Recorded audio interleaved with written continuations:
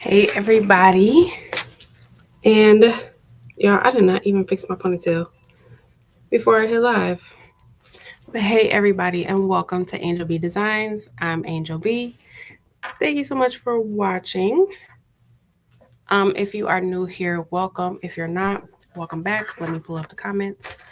Sorry I'm late, you guys. My Siser Romeo was once again like on the fritz and would not. It's like it kept losing its internet connection. So it would be in the middle of cutting something and then it would just turn off. So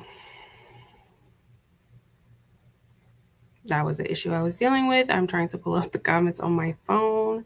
My phone does this every time I go live. It will not let me pull it up. My phone does this. There we go. All right. So if you are new here, I just want to kind of go over a little bit of housekeeping rules. This is a live. So what does that mean over here on my channel? That means that I do, I interact with the chat. I answer questions in real time. We kind of chit chat, story time, all of those things. This is not going to go perfect. I can tell you that. I feel it. Okay. The vibe in here is a little shaky. So, the craft that I'm doing tonight may not go perfect. I may not finish it. Last week, I didn't even get to bling at all last week because my Romeo would not cut my flock. So yeah, it almost didn't cut my vinyl, but I got it all squared away. So I do have all my vinyl cut out. I have a couple of orders that I need to take care of. Two of them are, well, I have 3 embroidery orders and then I have 2 vinyl orders. I'm going to do the 2 vinyl orders and then I'll probably do one of the embroidery orders on live, and then I'll finish the other 2 probably tomorrow. But that's what we're going to do today. So the vinyl orders is just like a Detroit Lions shirt. So it has some glitter vinyl, it has some glitter puff vinyl, and then it has a little bit of Siser Easy Color DTV. And then the embroidery is going to be this Prayer Changes Things file on a red sweatshirt. I have 2 reds and 1 black. I'm going to do one of the reds today. That's probably all I will have enough time for. I don't want to be here too late, you guys. I didn't get a whole lot of sleep last night. I only slept about maybe 4 or 5 hours. So I don't want to be here too late. So yeah, that's the plan for today.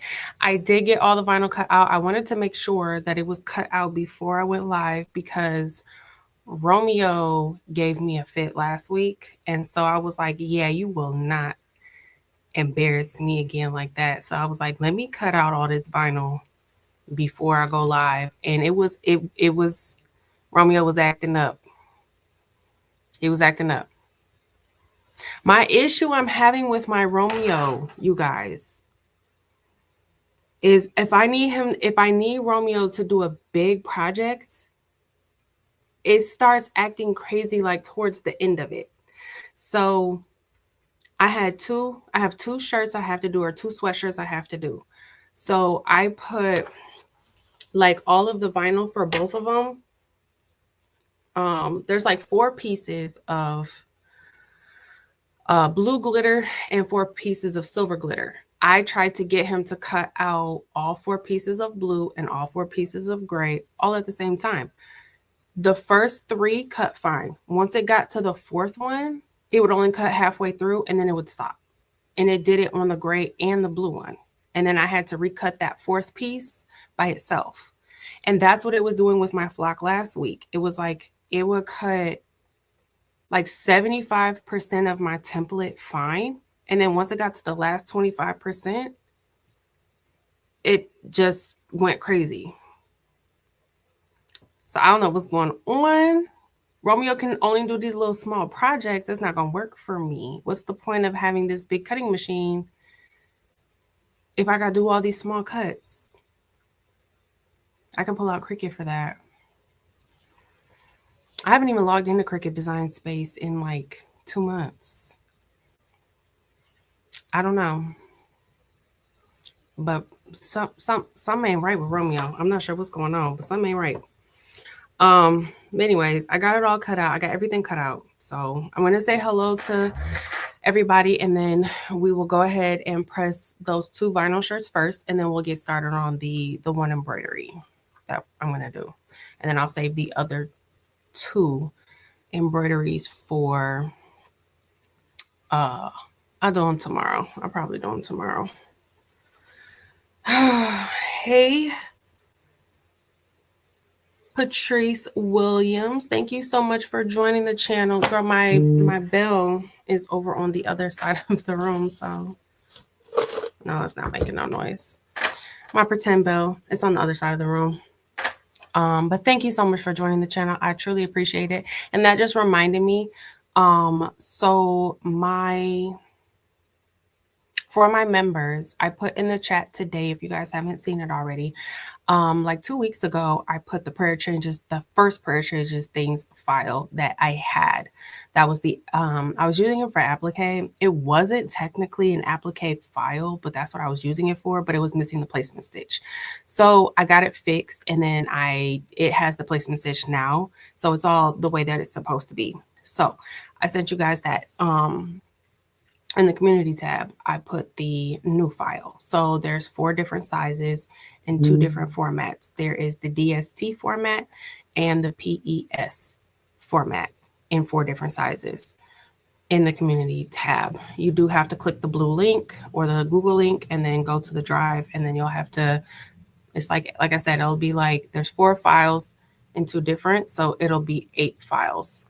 You know, some machines use PES, some use DST, so I have both in there.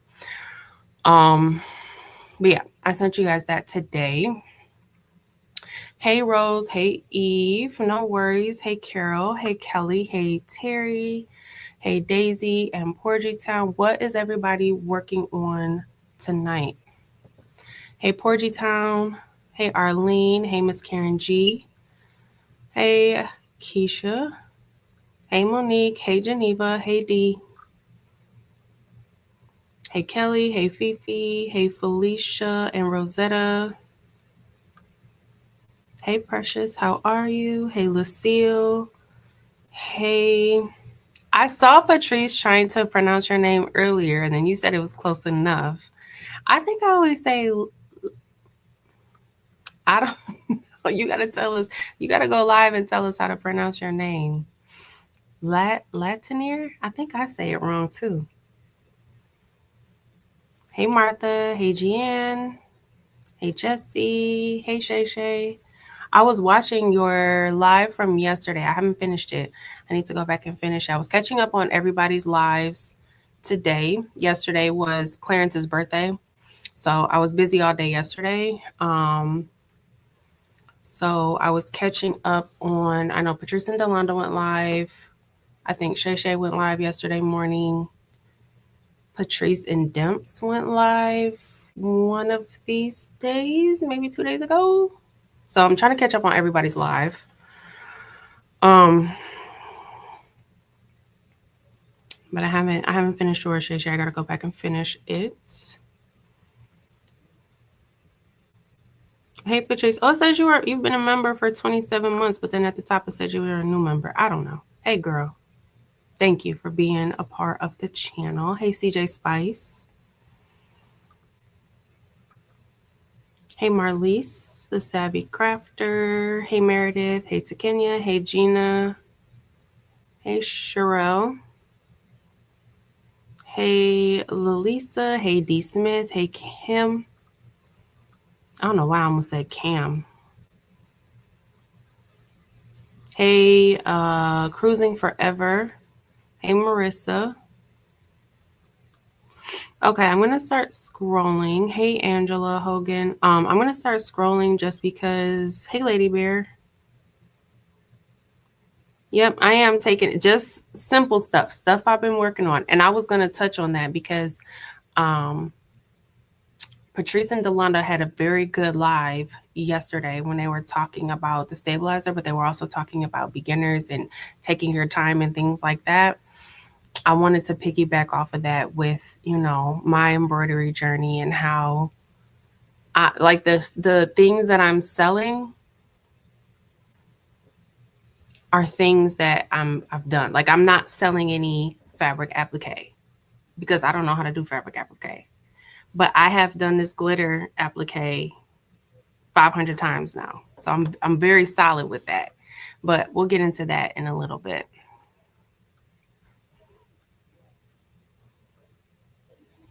Hey, Miss Merlinda, how are you? I'm scrolling. Hey, Nini Designs. I hope it does behave for you, Lady Bear. Mine is acting crazy. Hey, Damn Spoo.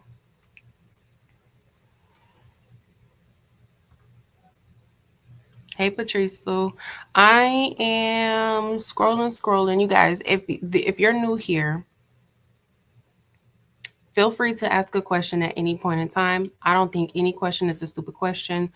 Um, if you need to ask it multiple times, if I missed it and you want to ask it again, please feel free to do so. Even if I miss it, 9 times out of 10, somebody in the chat will answer it for you as well. And then again, I do try to make sure I keep up with the chat. So even if I miss it, ask it again, and I will definitely try to get you an answer. But I'm scrolling. You got some A sub. Hey, Kevin Moore. You got A sub puff that you wanted to try out. I don't think I've tried that one. Shay Shay's been a member for 8 months. Thank you, Shay Shay. Again, y'all don't have my bill. It's on the other side of the room. I don't feel like getting it. Hey, Spilling the Diversity. Thank you for joining the channel. I appreciate it. Pretend Bill. I think because I have to walk over there to do the shirt, I'll grab it when I go over that way. Anna Smith, the embroidery file, no, you cannot. You cannot. So I have this prayer changes things. I have a separate SVG file, and then I have a separate embroidery file. They're not interchangeable. So you cannot use a DST file for SVG. It won't even open in the cutting software. But I do have this file as just a SVG file. It is a completely separate. It's separate from the embroidery file. So if you go into my Etsy shop, you'll see one is an embroidery file and you'll see one is an SVG file. They're labeled with a thumbnail, and then in the description box that also tells you which one is which. So if you're trying to use it for vinyl, make sure you're purchasing the one that is the SVG, because you cannot use this embroidery file with vinyl. They're not interchangeable. No problem, Shay Shay.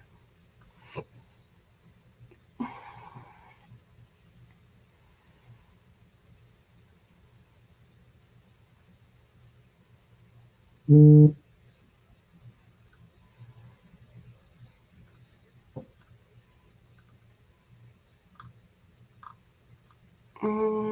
right, I'm scrolling. You are on it with the glitter applique. I'm trying to. That was my main thing with embroidery. When I saw embroidery and I saw the glitter applique, I was like, oh, that's what I want to do. That is what I'm interested in.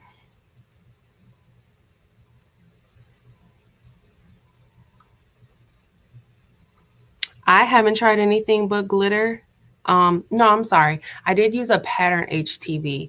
I used the African pattern HTV from Siser as well, but I have not tried the Aurora. The pattern worked just fine. So I'm sure I could do like the diamond dust as well. The only one I feel like would not work would be the puff. I feel like that's not gonna work. But I do plan on doing so much more stuff, trying out so many more different things with applique, because I love this. I really do love applique. I love the look of it. I love the style of it. So I do plan on doing or trying other different things. Obviously, I have to try the fabric. I haven't done it yet. I did buy some, y'all. I was at Walmart yesterday and I saw these. This one I might have got from Michael's, but I'm not sure. But I saw these in, my little fat quarters. I used these in some other videos when I was doing the faux applique with the HTV. But I saw some more. This one is like a brownish, beigeish, and white. This would look really good with like some chocolate colored thread, or even the champagne colored thread. That I thought that would look really pretty, so I grabbed one of these. And then this one is a marble pattern. I was gonna try. I was thinking of trying something for my son, something marble, something I don't know. I'm gonna figure it out. But I saw this and I was like, let me grab it, and I'll figure out what I'm gonna do with it later. So these are only like $1.25 at Walmart, the little fat quarters. I have a whole bunch of them though, but I grabbed some more of that. Um, but yeah, I have not tried the fabric applique just yet, because I'm gonna get into that, because that, like I said, that's piggybacking kind of off of what Patrice and Delonda was saying, and I definitely want to touch on that. But I want to get started. Thank you, our love landers, so much for joining the channel. Pretend Rain. My bell's on the other side of the room. Angel, can I see your shirt? Yep. I did this a couple, maybe 2 lives ago. I can't remember if it was last week or the week before. But it says the prayer changes things. This is the applique, the glitter applique. And I did it in purple. Thank you, Marissa.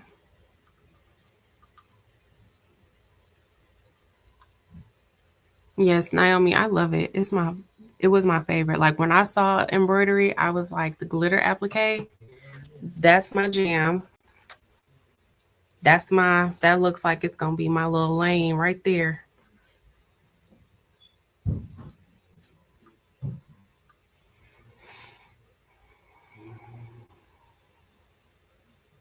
Fabric is easy too. I like both the fabric and glitter.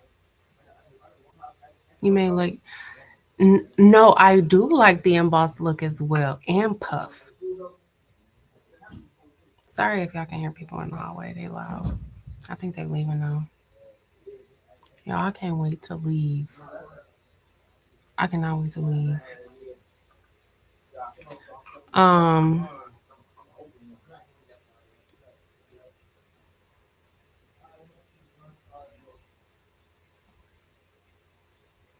Okay, yeah, they leaving. Y'all, the other day I was in here working. Do y'all know one of them people from next door walked right into my office? This was like, it wasn't night. It wasn't nighttime. It was probably like 12 o'clock in the afternoon. So it wasn't like dark or anything. But yeah, just walked right in and looked at me and was like, oh, this is not the right place. And I'm like, no, it's not. Because I don't know who you are, sir.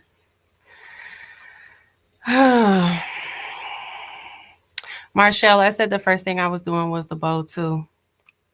And I haven't tried it yet. I have so many different designs saved in my Etsy shop as well.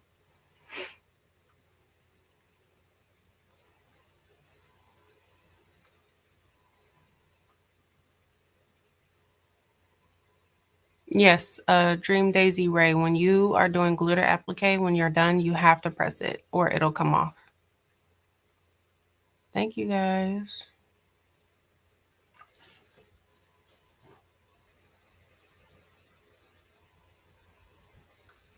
No, I didn't have the door locked when he walked in. It was like 12 in the afternoon. It's locked right now. So I make sure it's locked like when it starts to get later in the day. I mean, ever since he did that, that was like last week, I keep it locked all day. But it wasn't locked at the time because it was like 12 o'clock in the afternoon. But anywho. All right, I'm towards the bottom. So I'm gonna go ahead and add in my iPad, which is over there by my heat press. And then we're gonna do these 2 sweatshirts real quick. This I already have everything cut out, so it should be quick and easy.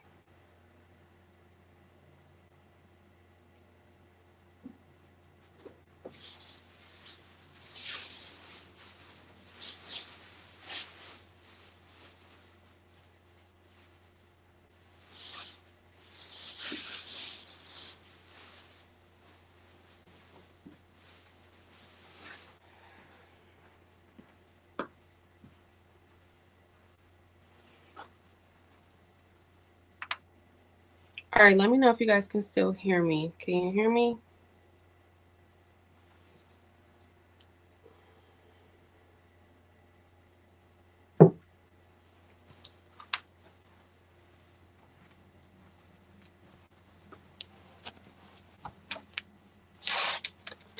Yes? Okay. So these ones are going to be some layered vinyl. We got some glitter puff. We have some regular glitter HTV, and then we have some Siser Easy Color DTV. Now, these are actual orders, so I gotta do these right, y'all. You know, I just be when it's for me, I just be slapping it together. So what I'm gonna do is I'm gonna give it a pre-press to get the moisture out. I'm gonna do a lint roll too.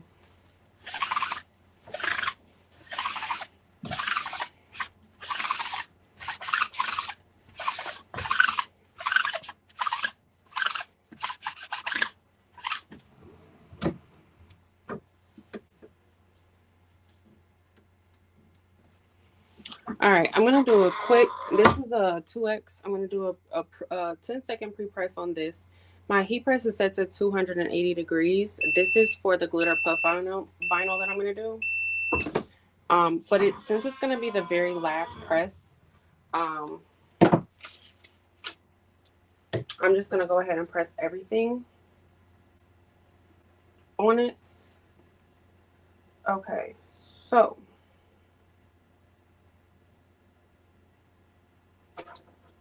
I think this silver one is on the top. I gotta line. There's like a whole bunch of pieces. Not a whole bunch, but there's a couple of pieces. And I need to get this lined up, right?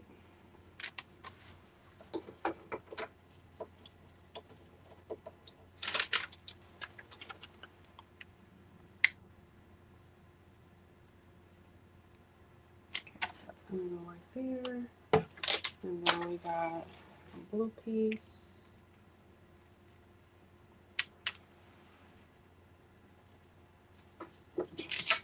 Okay. Then we have gray. And then blue. And then the Siser Easy Color DTV is gonna go right here.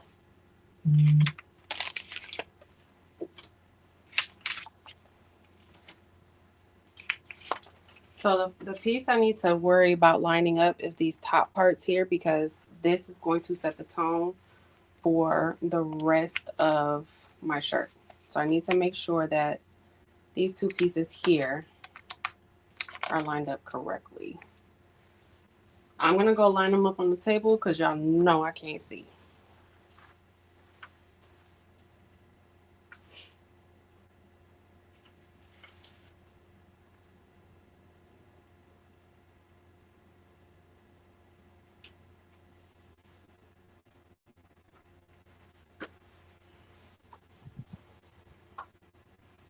Okay. Y'all, that's my TikTok alarm. Hold on 1 second.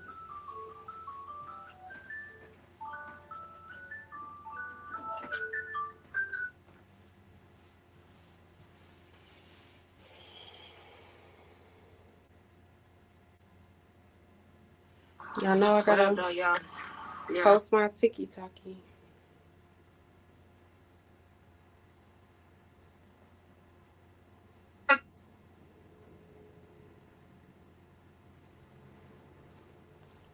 All right, do you guys? Okay. I'm trying not to get a copyright straight, y'all. Oh my goodness, there we go. Okay, I have my silver lined up, which is the first piece I'm going to press. This one right here, this is the puff. So this one's going to be like pretty much last. So I'm going to set that off to the side for now. And then I'm going to do 10 seconds, 280 for this one. And then we're just going to keep layering and keep peeling.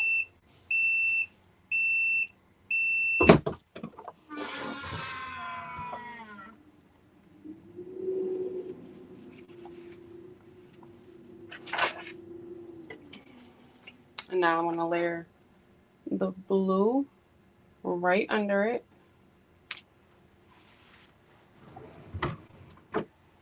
And the reason that I'm not just layering it all together and doing it one big press is because I need these to be closer together in the carrier sheets, because I don't have them trimmed all the way to the very edge. It causes too much space.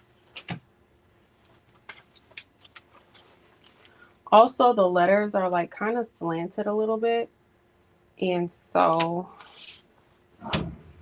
I just want to make sure everything stays, you know, lined up.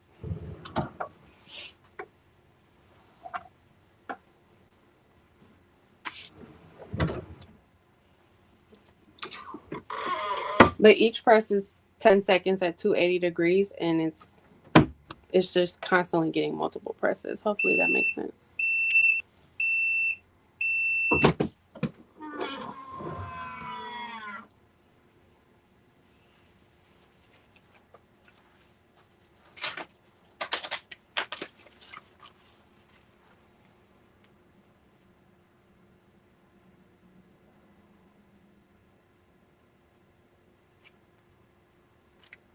All right, for this last piece, I need to pick up my DTV.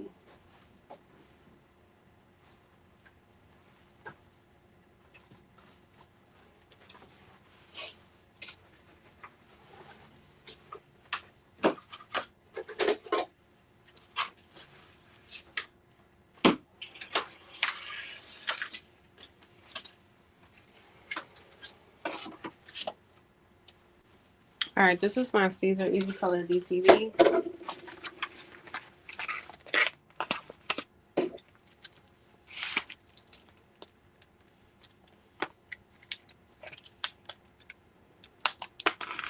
And I need to pick it up because I need to see how to lay it.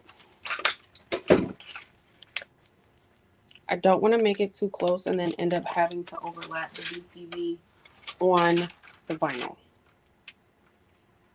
With this product, the Siser Easy Color DTV, if you layer it on top of anything, you can see it. So if I were to put this on top of the glitter, y'all would be able to see the glitter like right through the DTV, and it would look crazy.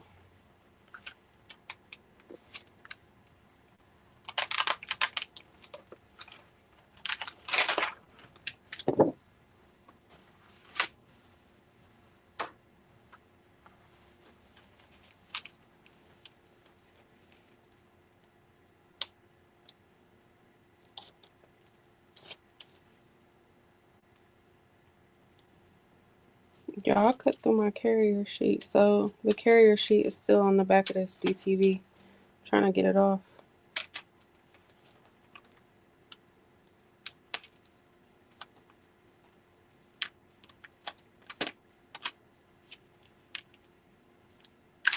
Okay, there we go. And there's a Siser Easy Color DTV. So what I'm gonna do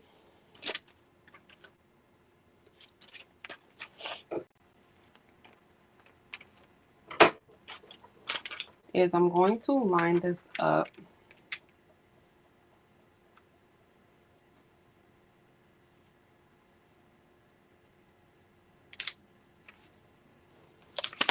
and then I'm gonna line this up right on top of it.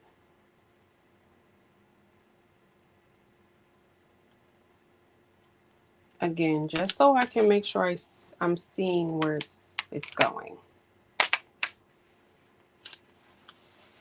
Then I'm going to go ahead and lay that down.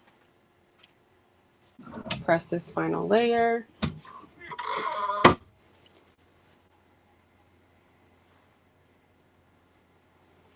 Now the Siser, the glitter gets 2 presses. The glitter puff gets 2 presses. So the Easy Color DTV, I want only pressed once. So I'm gonna go ahead and press the glitter puff first. And then when it needs its second press, I'm going to add the DTV. So that way that'll be the Siser. That'll be the Atlanta vinyl getting the second press with the DTV getting in the first press, first and only. Hopefully that makes sense.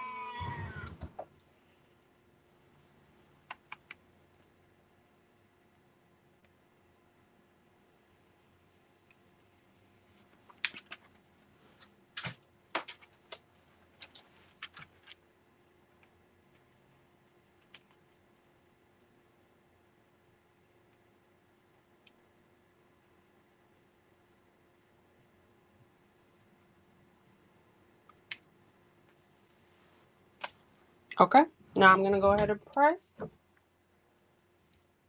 I'm going to put this on 8 seconds, 288 seconds. And that should be good to go.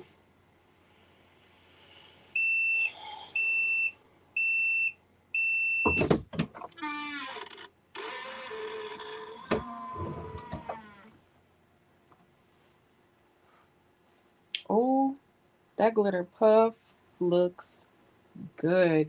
Yes, that looks good. This DTV is a cooler peel.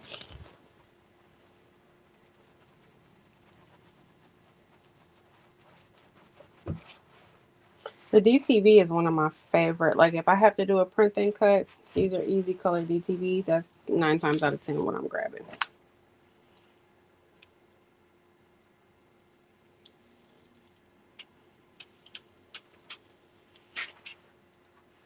Perfect. I'm gonna save that.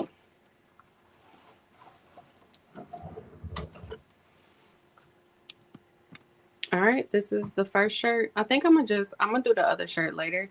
I think I'm gonna just go ahead over to embroidery.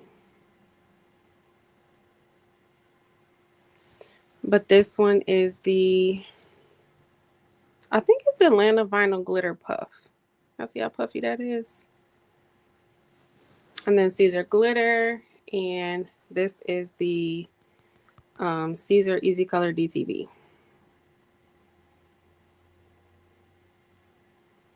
I know what I'll do. I'm gonna show y'all how I wrap this up. Okay, let me add in my laptop.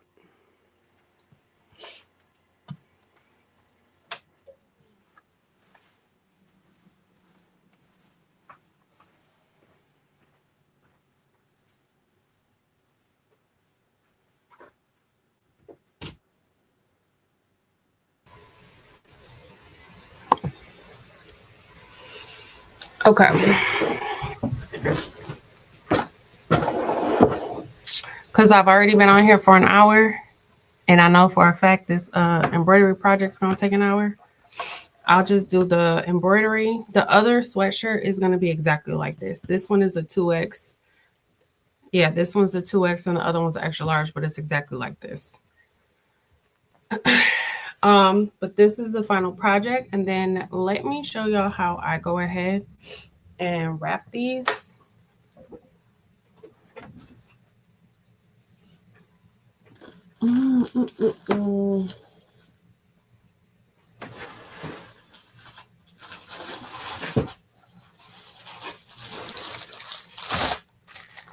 Okay, so let me put this down so y'all can see.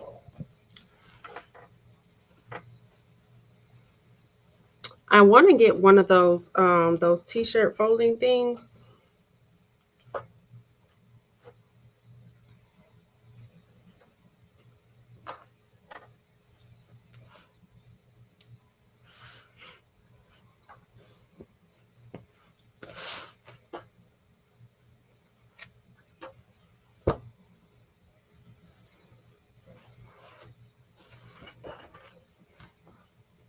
Okay, I fold it like that. And then I have these little, I don't know what they're called, but the little plastic wrap things is to keep them protected.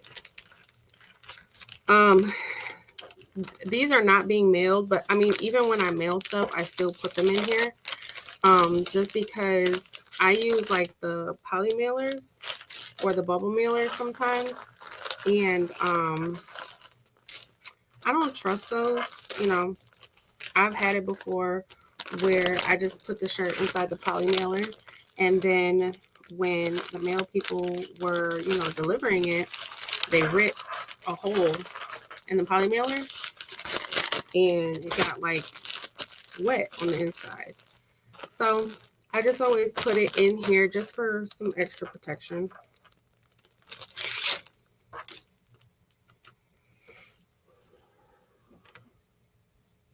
This little thing is stuck to my finger.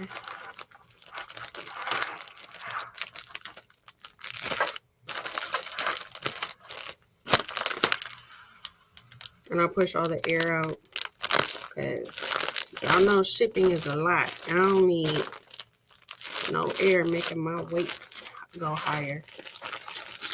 Okay. And then I put this inside of the poly mailer. I'm going to add wash instructions with this because this DTV will peel. And I don't want them coming back to me saying, oh, you didn't do it right. So I got to make sure I include wash instructions, dry instructions, all of that, so that they don't mess up this symbol here. And if they do, that's on them because I told them. But that's everything that's going to go in the bag. That's going to go, a thank you card is going to go in here. And then the care instructions will also go in here as well. All right. That's how I package up my, my sweatshirts. This one, this size is, because this is the 2X and it fitted just fine. This one is 11 by 15. I got them from Amazon. They have different sizes. This one is 11 by 15.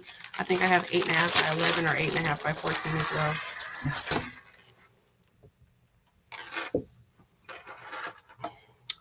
Cellophane bags. Yes, that's what they're called. Thank you, guys. I'm going to scroll up and see if I missed any comments or questions, and then we'll go ahead and start the embroidery sweatshirt. Thank you, guys. Thank you, everybody.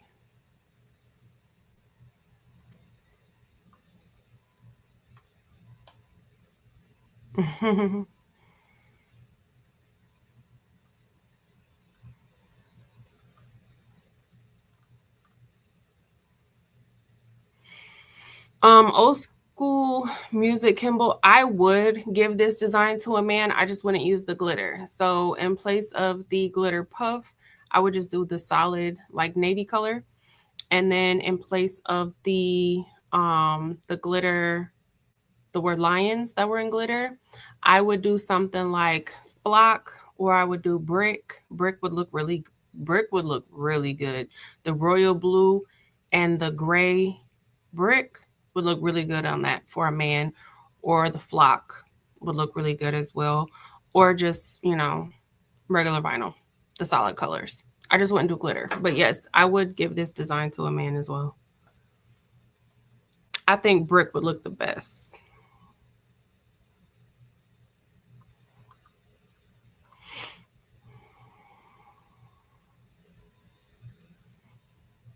Have a good night, Jesse. I use those t-shirts, bags. Yep, it is all in the presentation. People like when their stuff is packaged securely. And yes, I do add the instructions, the care card, the instruction cards. I do make my instruction cards. I made mine in Canva. I think I have a video where I made it. I'll pull it up and show you guys real quick. I'm going to just copy and paste basically the same care instructions I have, because it's in the shape of a t-shirt. So I'm going to edit it to be in the shape of like a sweatshirt, because these are sweatshirts. Let me see if I can find it. But I just made them in Canva, downloaded as a PNG with a transparent background, and then you can cut them with your Cricut or your Romeo, whatever you have, whatever cutting machine you have. All right, let me go ahead and share my screen.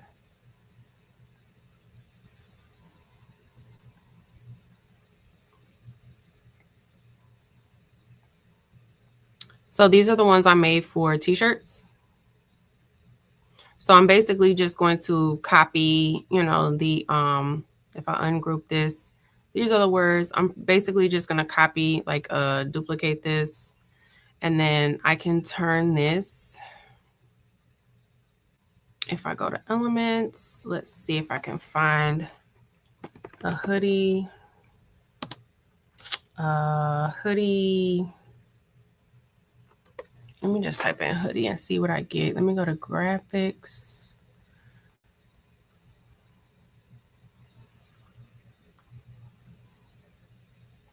Let me type in hoodie outline. All right, so you got a couple different options here.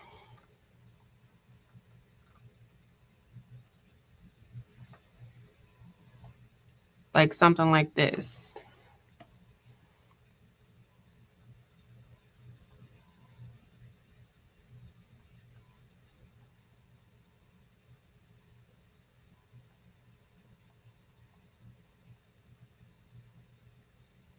And then you just section, or you just resize the words to be on the inside of it. It's super easy to make care instructions in Canva. And then the Cricut or whatever you use would cut this outline right here.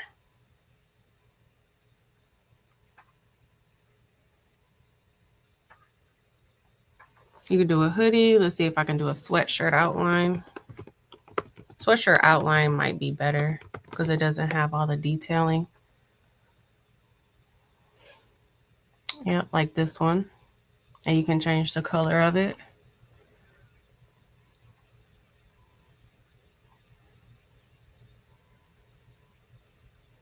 Yeah, this one I'll probably do this one. Just because I can make the wording bigger. And then we can turn that black. And you see the Cricut will cut around the outline. Well, these ones aren't connected. Maybe this one isn't that great of one. Let me see this one. No, that one's not really connected either. You see these little, right here, these little gaps? Right here? The Cricut will not cut around that. Now I have to sneeze.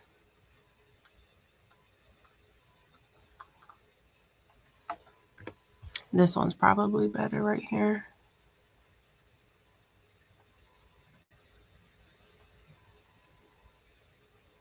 Yeah, this one's better. But see, now the Cricut will cut the outline. You just download it as a PNG with the transparent background. But super simple. It's super simple to make them in Canva. If you want to do something cute like this, it literally takes 5 minutes. Type in whatever you have, t-shirt outline, sweatshirt outline. You could do beanie outline.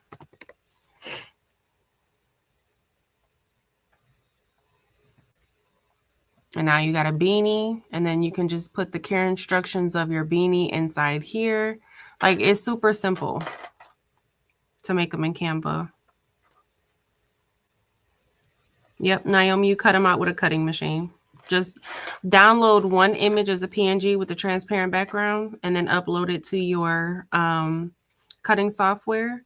And then just put multiple, let's say you're doing, I don't know, an 11 by 17 sheet of paper, like a piece of cardstock paper. Do something that's not as flimsy or as thin as like copy paper, a little bit thicker. So just like maybe 80-pound cardstock, whatever cardstock you have on hand would work. I would go white, or if you want to go, you know, if you have blue or pink or whatever on hand, that's fine too. And then you can put multiple. If you did 8.5 by 11, you can put multiple on a sheet of paper. I don't make them too big.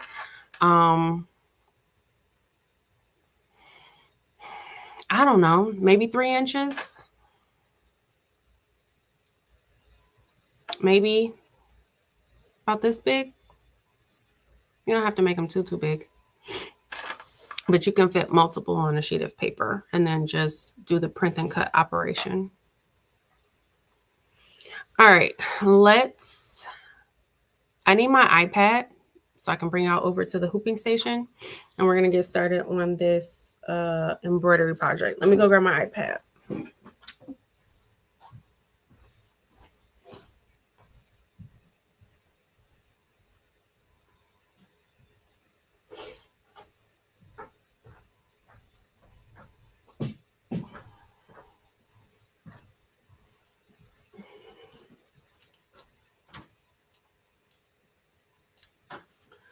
Look at this hoodie I did earlier. I gotta tweak and adjust the file a tiny bit. Isn't this so stinking cute? This is just regular embroidery. It's not applique or anything. It's just regular embroidered. But it embroidered so good. This is with my pulling. Y'all see how big this is?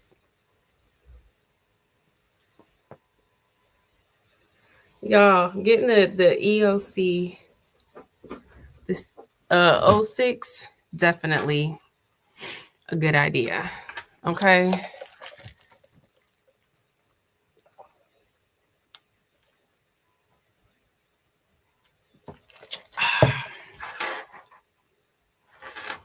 All right.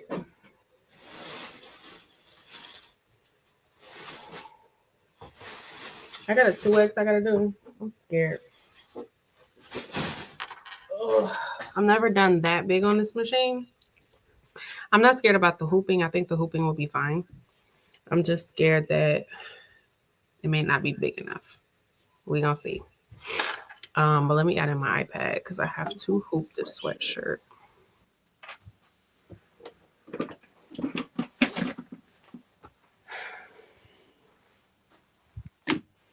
All right, y'all. So I was trying to earlier when I did that hoodie I just showed you guys. I was trying to work on my alignment. With this magnetic hoop came this little ruler thing. I didn't know how to use it. So I tried to use it. I mean, I do think that the hoodie ended up coming out pretty straight. So maybe I did it right. Maybe I didn't. I'm not for sure.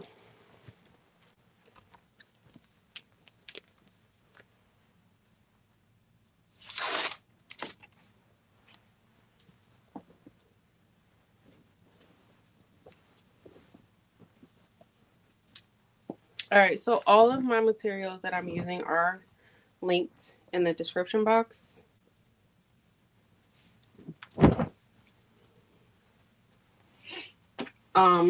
Now for my stabilizer, I'm using the this one, which is the mesh. Hold on, let me pull it up. I don't even want to tell you guys a lie. Let me pull it up.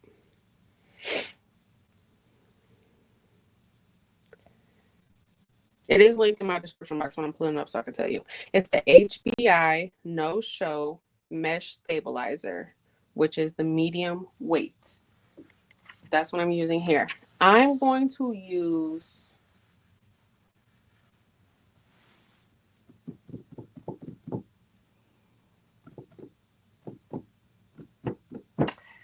I'm going to use one or two. I'm going to do one. Sometimes when I'm doing sweatshirts, I use two.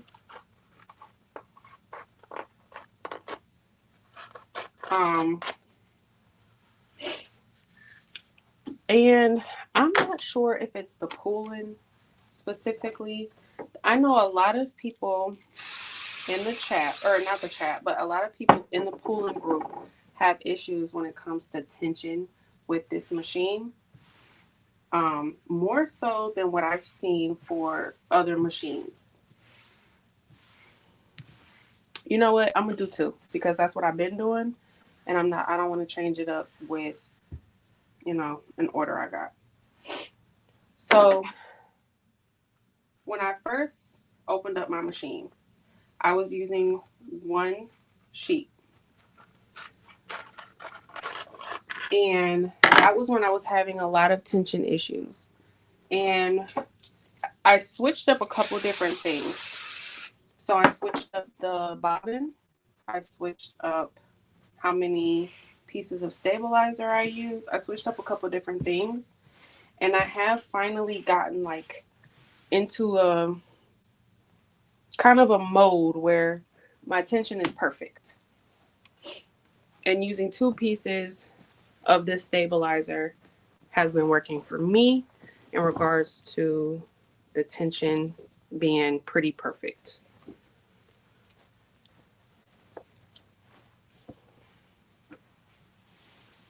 I do have some thicker stabilizer that I could probably use 1 sheet for, which is this one.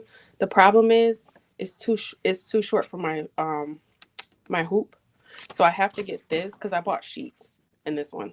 And I actually like the sheets better than having to cut it, but whatever. But these ones are too short for my 7.9 by 11 hoop. That's why I'm not using these ones. But these ones are thicker. So if I were to use this one, I could just use 1.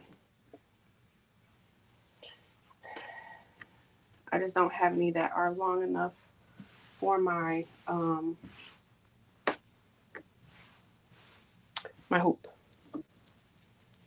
And I have tried to like they're short by just a little bit of it, like a hair. And I've tried to use them anyway, and they just end up like bunching and balling up on the corners of my hoop right here, like on the corners. So I was just like, yeah, I'm just not gonna do that. So I just need to order some longer like pre-cut rolls. I'm using a piece of masking tape. This kind of helps me to start. I use it to measure 3 to 4 fingers down from the collar. This piece of masking tape lets me know where the top of my design should start. And then I'm going to add 2 more pieces. The masking tape has been working for me as well because for the pull-in, they don't have a hooping station, or not one that I found yet. So I've been using masking tape to help me center my designs.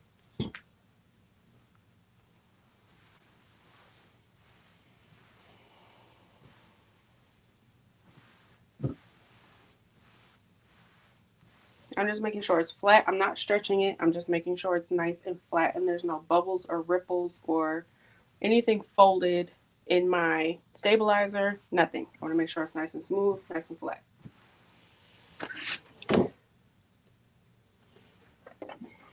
Now, I used this little ruler earlier to help me find. Y'all, let me know if I'm doing this right. I don't.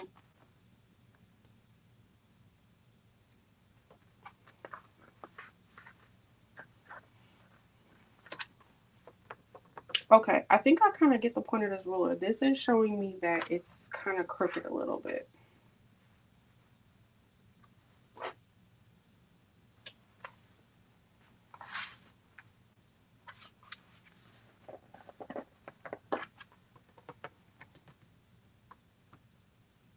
Am I using this ruler right? I think I am. I'm not for sure though. But now it's showing me that it's nice and straight. So I'm gonna go with it.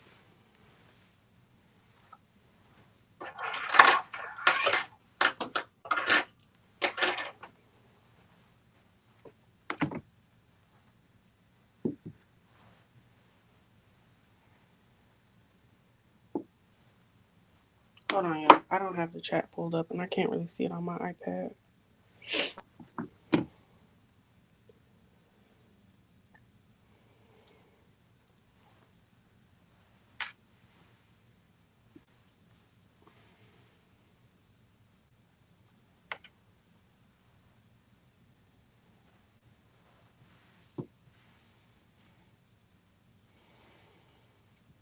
Y'all, I want a mighty hoop so bad. I want a mighty hoop so doggone bad.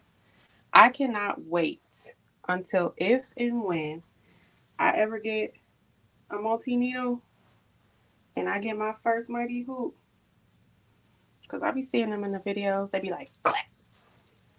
And then they keep it moving.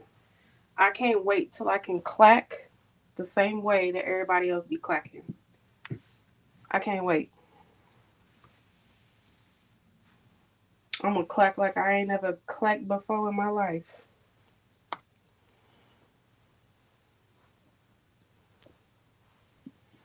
Okay.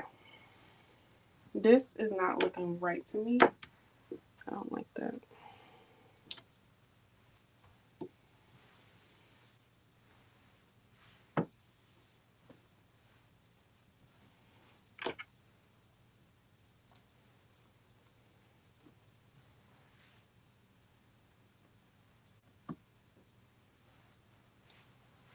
Okay.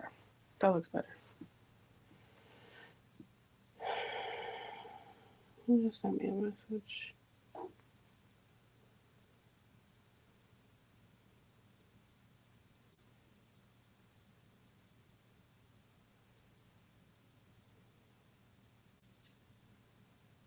Mm?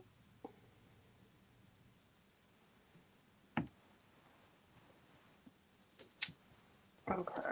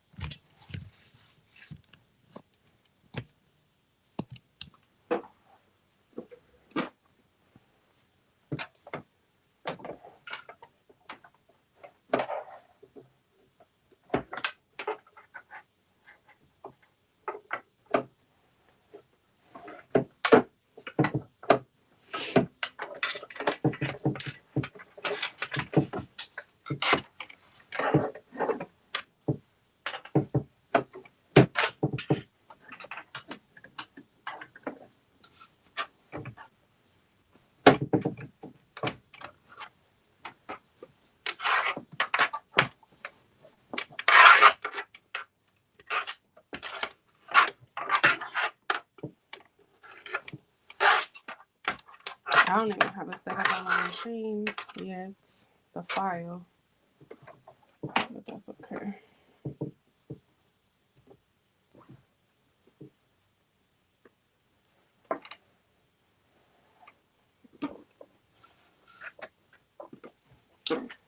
All right.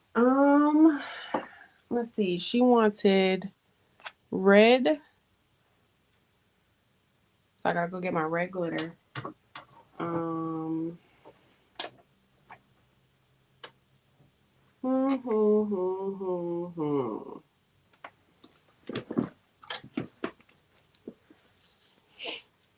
gonna do this burgundy tonight.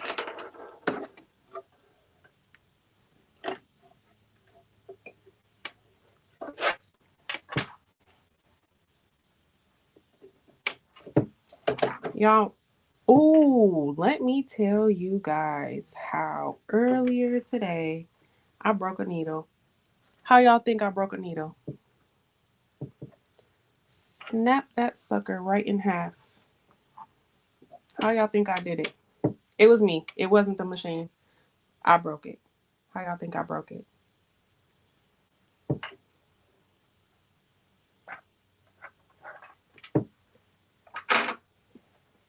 So this is a brand new needle. The one that I have on here already.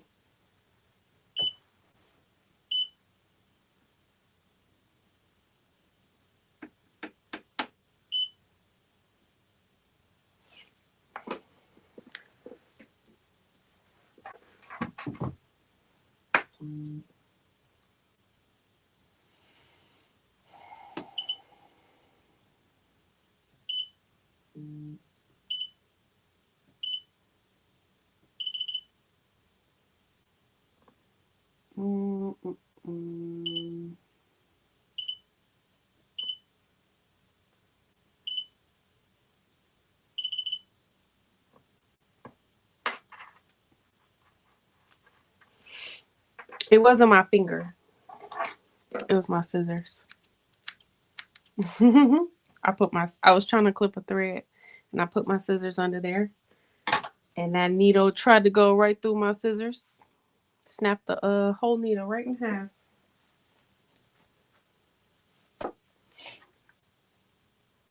Okay.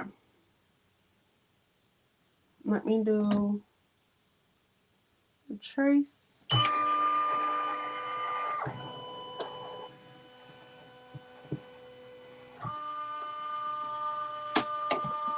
Alright, put this bottom part out the way. Y'all, it just be this bottom part down here. The top part be fine.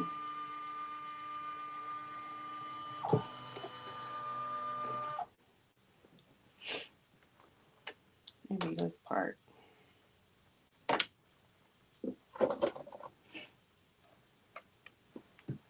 Hey, Marilyn.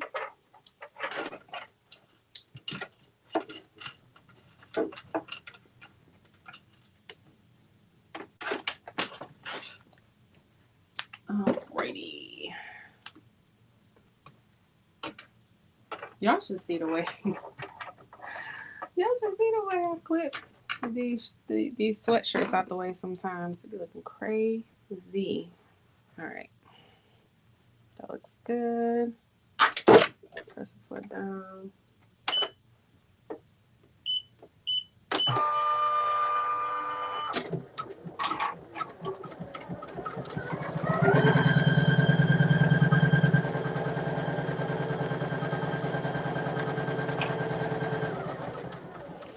Okay. Let me go grab my glitter real quick.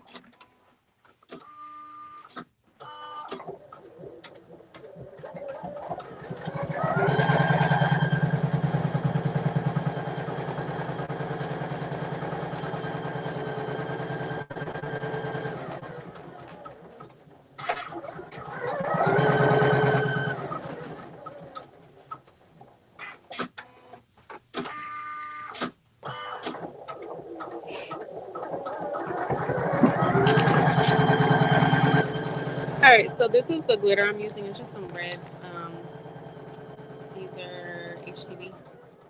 But and right now it's laying down the placement stitch. For those who are new, because I do have a lot of people from the Pooling Facebook group actually following me now. The placement stitch is supposed to let you know where to put your glitter.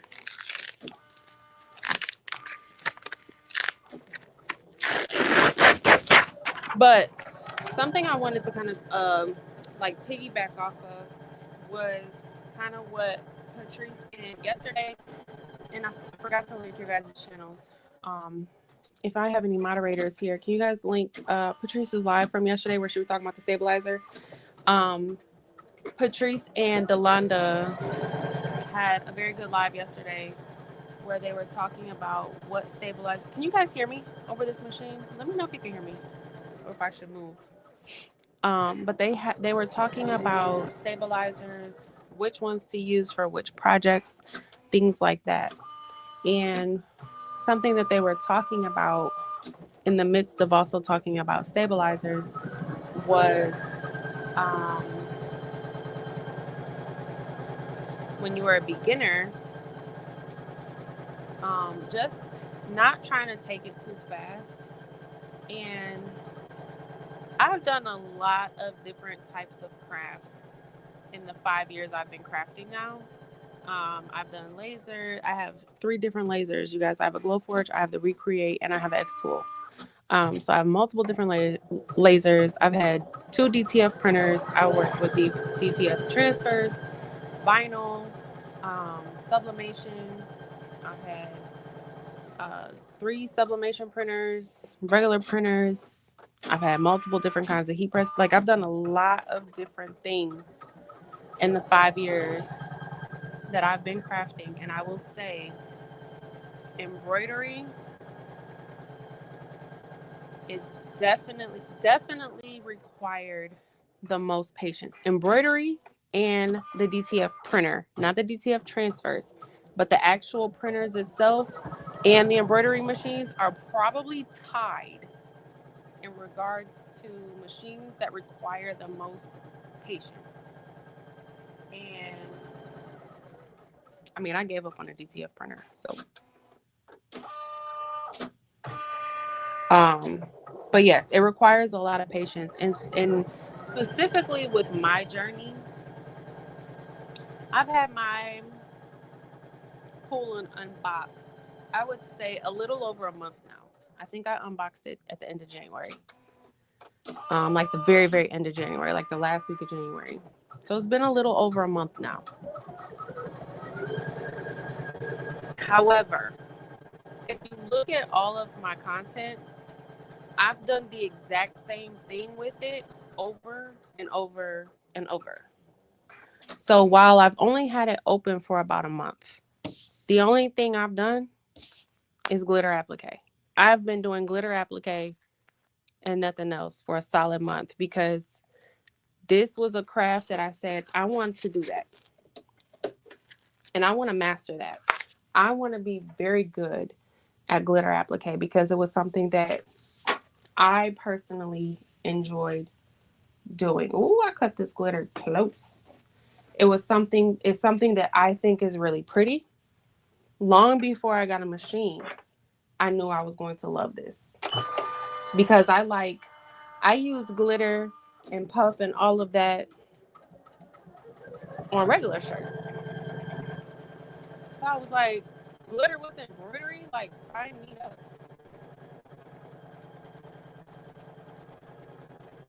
So I've taken the last month and really just focused on one thing. Like I'm not doing hats. I haven't tried a hat. I haven't tried fabric. I haven't tried nothing else. I did try the puff foam one time. I realized I couldn't figure out what was wrong with it. I couldn't figure out why it wouldn't work. And then I just put it to the side because trying to troubleshoot why that wouldn't work for me and also do glitter applique at the same time, I couldn't do both. So I just put the puff foam to the side and was like, you know what? When I'm done learning this, I'll go back to that.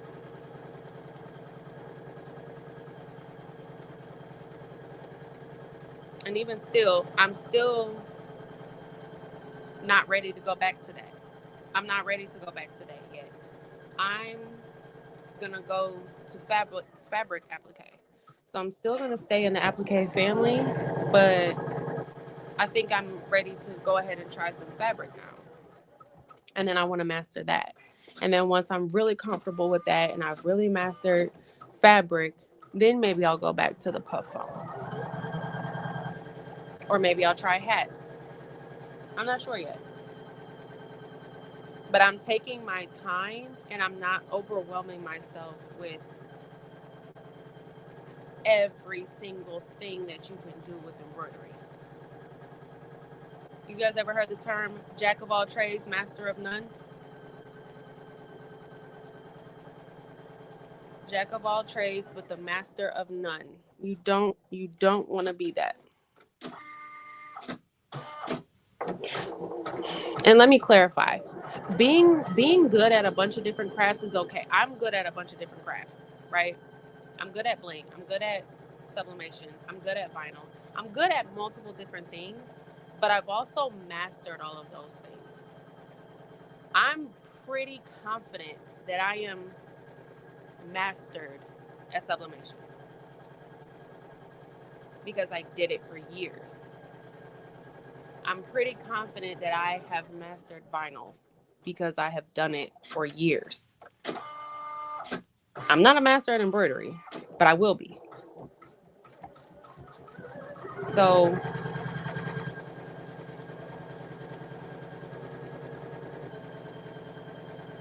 having a bunch of different crafts that you do is 100% okay. We all have 100 different crafts that we do, but just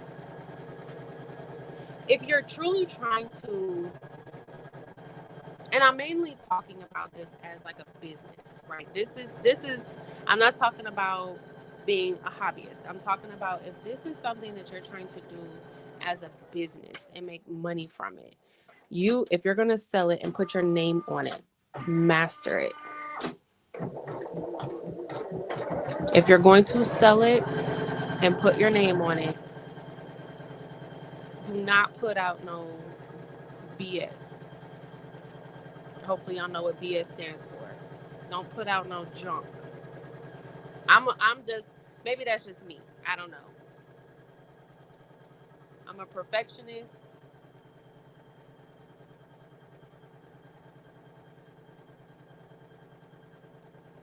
And I think that, you should just take the time, again, not as a hobbyist, but as a business. Take the time to master your machine. Like you even as a hobbyist, I would still want to master my machines. I don't want no $1,300 machine sitting in my office and I don't know how to use it. I made that mistake one time with that glow forge. I paid for that glow forge with my own money. And I barely know how to use that thing.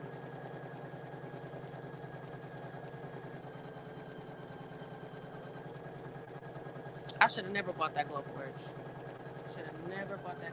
I should have started with something smaller, like I did with this embroidery machine. I should have started with like a We Create or an X2. I should have started with something smaller, and then if I liked it, bought the glow forge.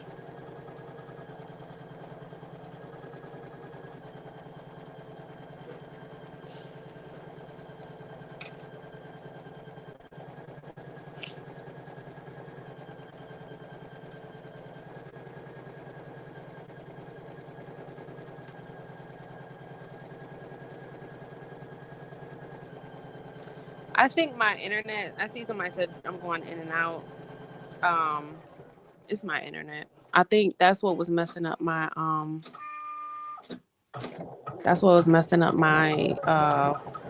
Romeo over there. I ended up having to get the cord and plug it in. I was hoping it would stop, but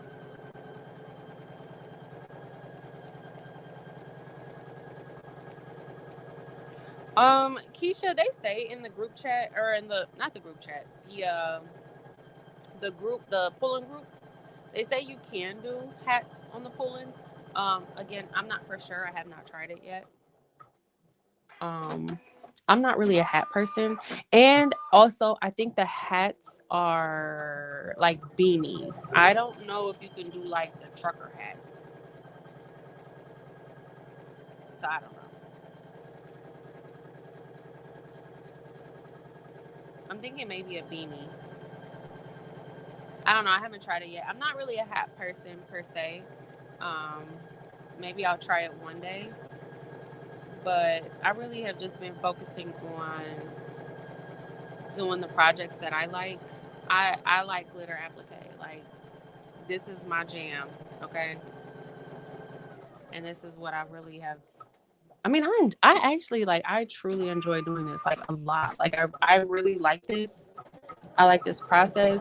Even like that gray hoodie I showed you guys. Just like that stuff like that.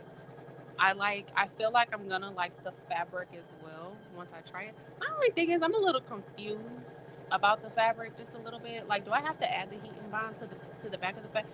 I don't know. I haven't even tried to look it up yet. I know Delana just did a video, I think, where she used her Cricut to cut out her fabric. I think I said I was gonna start looking at some videos this week so I can try my hand at it, but because I haven't even looked, y'all. I haven't even looked at a video. I have been laser focused on glitter applique. And especially getting like, once I opened it up and realized that there was like I was having some really bad tension issues, and I was like, oh no.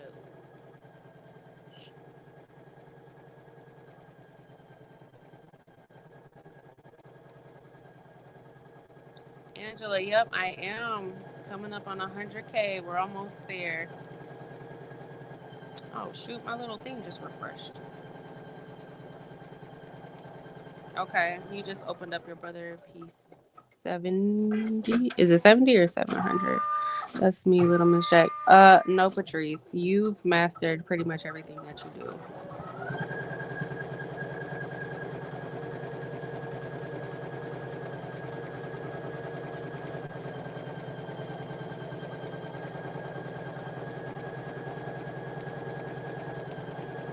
See, my spilling the diversity when my needle broke, it was the little piece that broke off, the tip that broke off, it was still connected to the thread. So it didn't go very far. Do you have to remove the stabilizer for patches? Mylene, I have no idea. I don't even know how to start a patch. I don't even know. I have no idea how to start a patch. Oh, you know what? Wait. Nope, I'm using the same. Why did it color stop? Never mind. I know why color stops.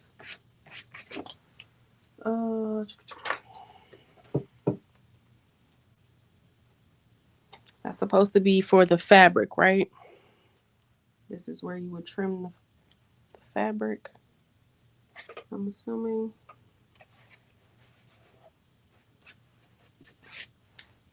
That looks good.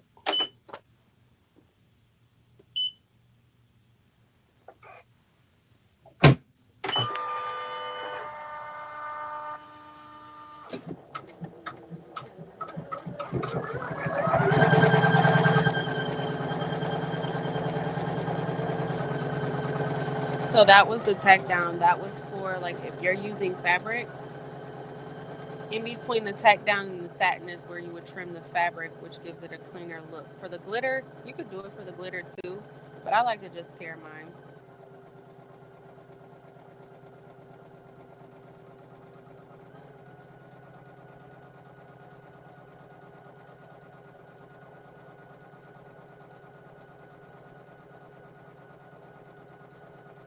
Yes, I enjoyed Deco Summit. I had fun there, and once I kind of got my hands on it, I was like, yeah, I'm gonna like that for sure. A Glowforge night. So I don't know if y'all remember some months ago. It might have even been a year ago when I said I spilled some DTF powder inside my Glowforge and I was scared to turn it on. Yeah, I still haven't cleaned it. It's just been sitting there. Girl, I'm scared. I'm scared to turn it on. I gotta clean it. I gotta clean it real good. It's probably been sitting for, let me see, I've been in this suite for 2 years. And I used it probably like the first 2 months I was in this suite and then I stopped. So it has been almost 2 years since I cut that Glowforge on. Girl, I'm scared. It's gonna blow up. I have the Glowforge that I have. Uh, it's the one in the middle. I think it doesn't have the pass through, but I think it's not the basic, but it's not the pro. I think it's the plus. Is it the Glowforge plus? I don't know. Whichever one is in the middle, not the basic, but not the one that has the pass through.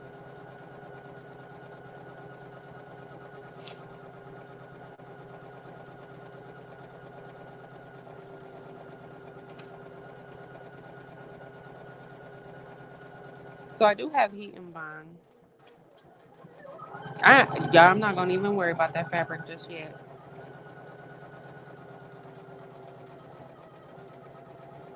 Do you create your designs to upload to the embroidery machine? Some of them. So this prayer changing things file, I created this file like a year ago, and I've been using it in SVG. So I've done it in puff, glitter, all that other stuff. And then I sent it to somebody to be digitized when I got this machine, and she digitized it for me. But this is the only one that's mine. The other ones I've used, I purchased off of Etsy. This is the only one I've used that's mine.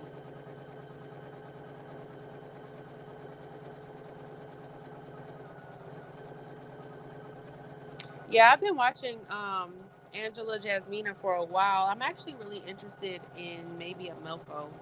for a multi-needle. I'm not sure. I create them in Silhouette Studio. I create the SVG. I don't know how to digitize. If that's what you're asking me, I don't know how to digitize. I create my SVGs in Silhouette Studio, and then for this one, like I created this in Silhouette Studio, and then I sent the SVG to somebody else to digitize. I do not know how to digitize. I tried, and yeah, I'm not sure that's going to be my ministry. I'm not sure. I can do something like use the BX fonts to create like a text file. I can do something like that. That's pretty simple.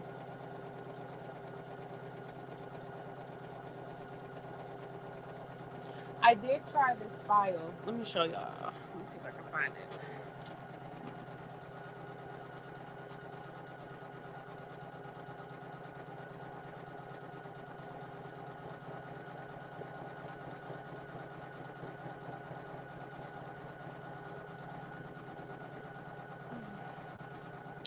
So I can do stuff like this, right? Like I bought this file from Etsy. So the file came with the pom poms. It came with the word cheer, and it came with the word mama. I added the word Liana with a font that was already in Embrilliance that kind of looks similar to the word cheer. But I purchased all of this, and then I added this with a pre-uploaded font. So Embrilliance has fonts when you buy Embrilliance, whether it's the Essentials, the Stitch Artists, or whatever. They have some fonts in there. This is one of the fonts that was in there, and all I did was just type it out. And I just picked one that kind of looks similar to this. This is about the extent, okay, of my Embrilliance abilities. This one, like I tried to, so I made this one from scratch. It needs some tweaking, like right here in between, like the M and the apostrophe. I don't like the amount of space there. I think it's too far away. The word overstimulated. I want these letters spaced out more. So this was an attempt. I made this from scratch. This was an applique, and then this was just a regular text. So I made this applique using Stitch Artists. I just need to figure out how to space these letters out some more, and then bring this in. But other than that, I think it's stitched out pretty well. I think I just want to add some more space in between these letters. I don't like how they're all touching. That's the only thing. So I'm trying. But again, this wasn't digitized. I just made this from scratch in the software. But I didn't digitize it. If I were to do my own files, I don't know if I'll do digitizing. I may more so just create stuff from scratch. That seems to be easier to me than trying to digitize, but I don't know.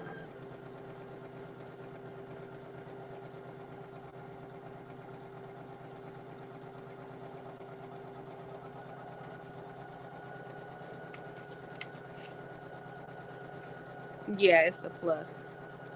Yeah, Patrice, what I do? I was thinking about getting one of those, those cans that blow out the air, use them for your embroidery machines. I was thinking about getting one of those, or maybe a vacuum,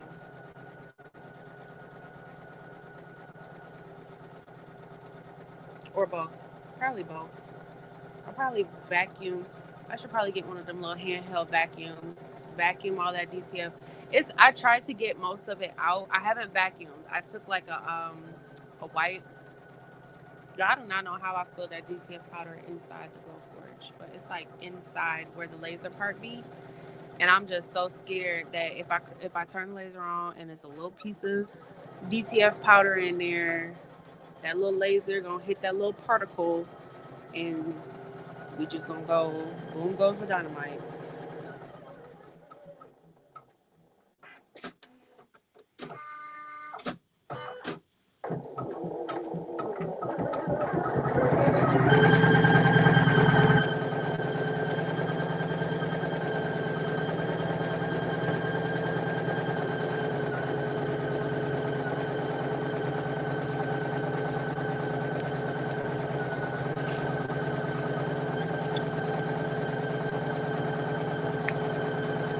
Let me know. Y'all know how I like to start cutting stuff before it's done. That's how I broke that needle with them scissors. It was a piece of fabric, and I took the scissors and I was like trying to get it before it got tangled up, and that needle hit the tip of that them scissors, broke clean off.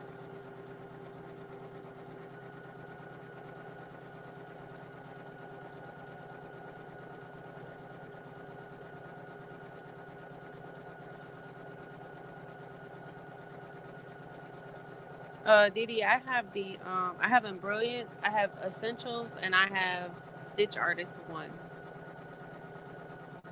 I'm not buying no more until I master what I have.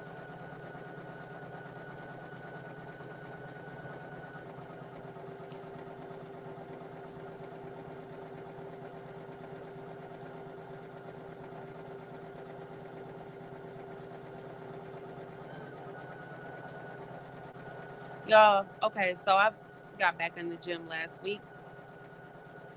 And so yesterday was Clarence's birthday. So his mom and his uncle were coming over, like to have cake and ice cream, and we just played some games and stuff. But I made some spaghetti, like some baked spaghetti. And his uncle is a vegetarian, and I put ground turkey in my spaghetti.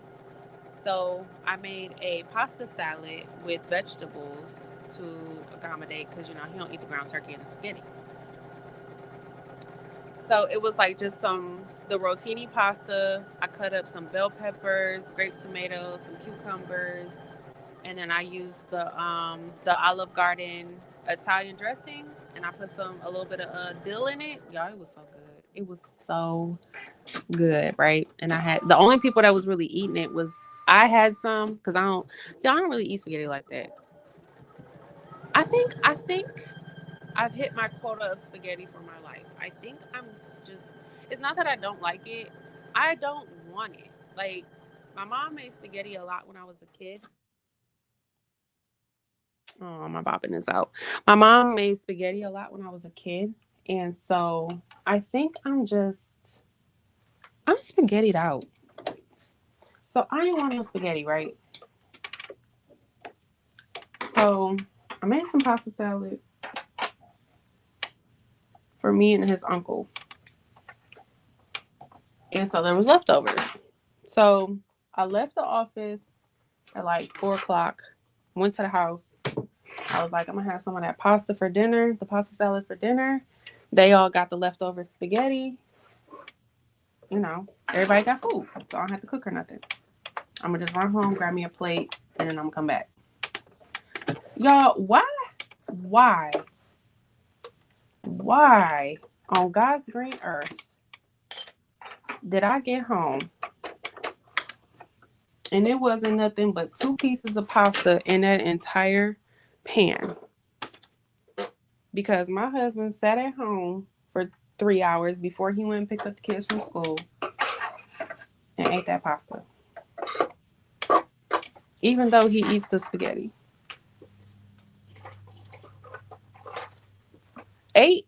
99.9% of it, and put it back. There was like 3 pieces of pasta, singular pieces of pasta, like 2 little cucumbers, and a half a grape tomato. And he put that whole bowl back in the refrigerator.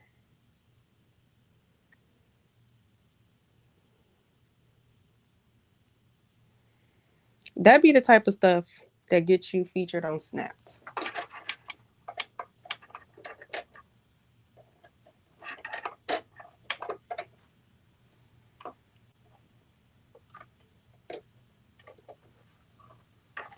That is the quickest way to get a feature on Snapped. Because why would you do that? Number one, I'm already irritated that you ate it when you know I don't want the spaghetti, right? You know I don't want that spaghetti. And so you ate the food that I was going to eat. And you going to eat the spaghetti too. That's the thing, y'all. He had a bowl of spaghetti too. And then you're going to leave 3 little pieces of pasta.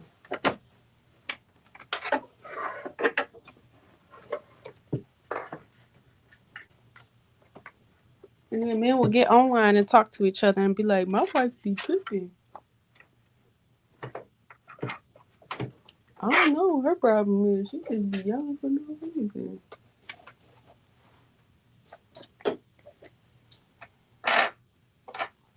Y'all was hurt.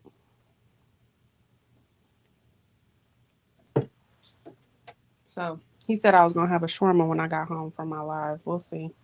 He going to eat half my shawarma. Watch.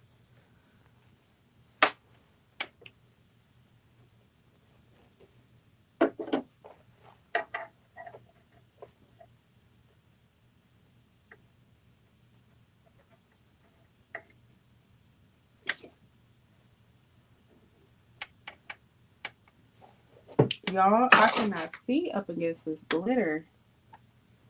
It only be the glitter I can't see the thread with.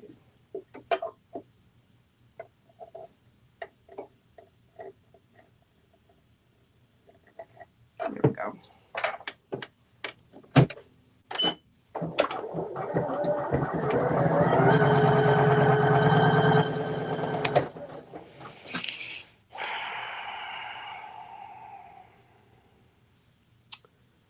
Okay, but pulling, we not about to start.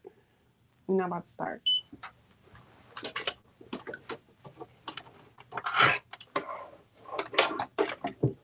With this new bobbin, I think what it is, because like anytime I go to change the bobbin, it takes like 3 times for it to like catch. And I think it's because it be wound too tight.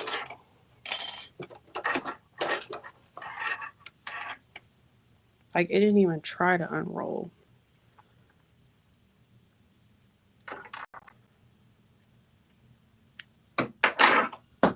Oh, I just dropped my scissors.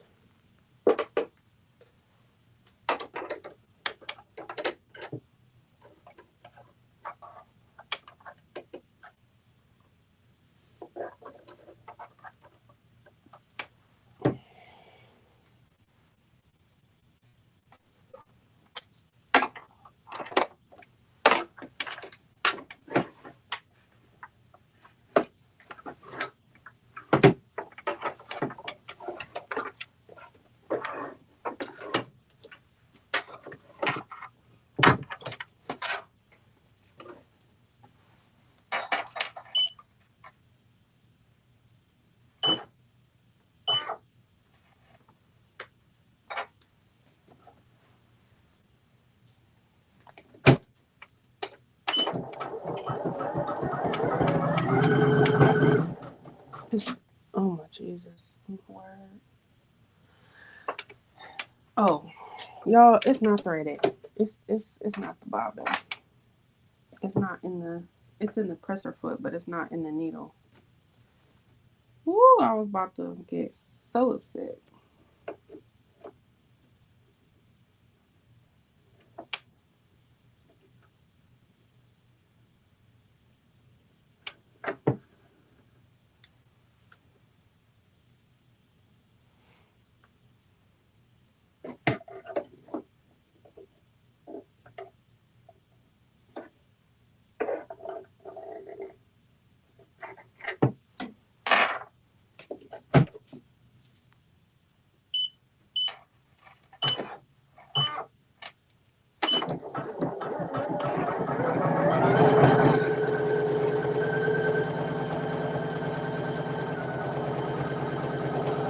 There we go.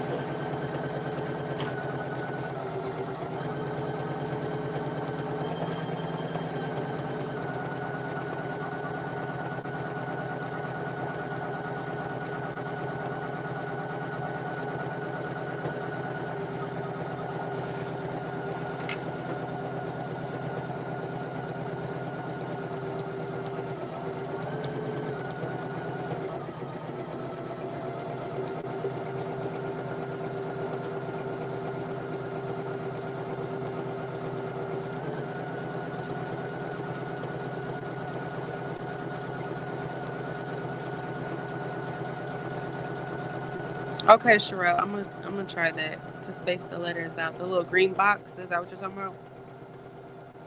I know what you're talking about. That green box to move them over.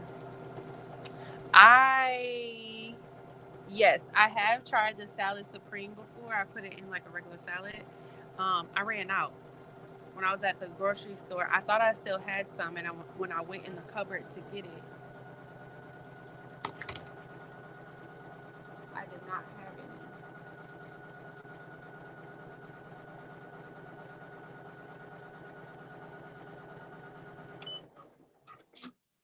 any. Mm-mm.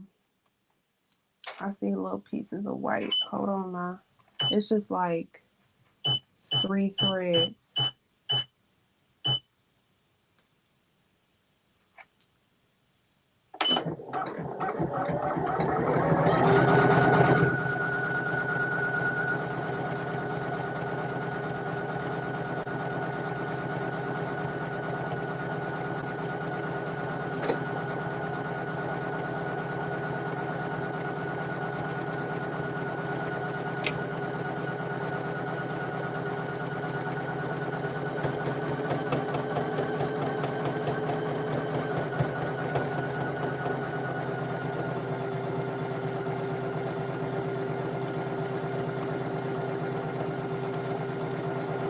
Okay.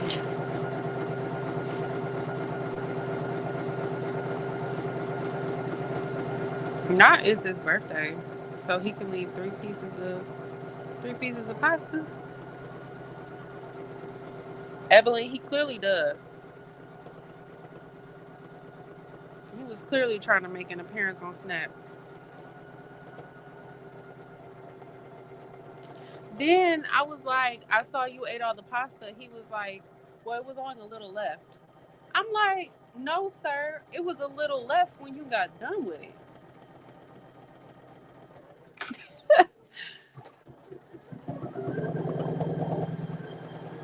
Marlene, that's exactly what it is. You gotta hide it. Me and his uncle was smacking on it, and he was like, dang, I don't want this spaghetti either.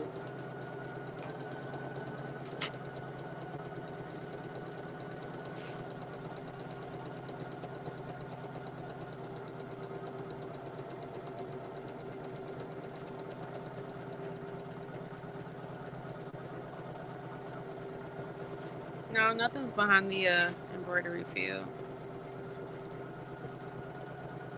I don't have one of those, Marlene.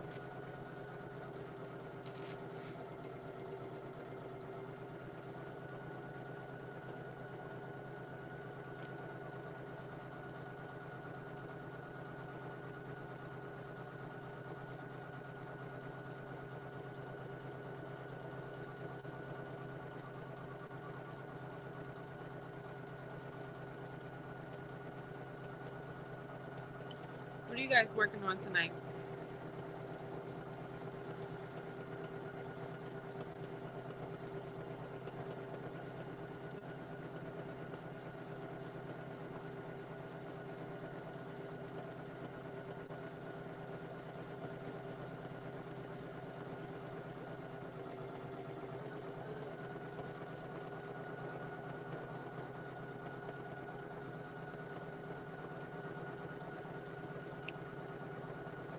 God, my lips is getting crusty.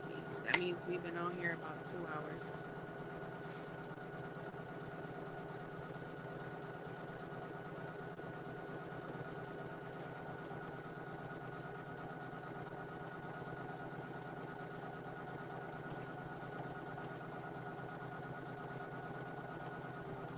Okay, so look, y'all, I was having an issue in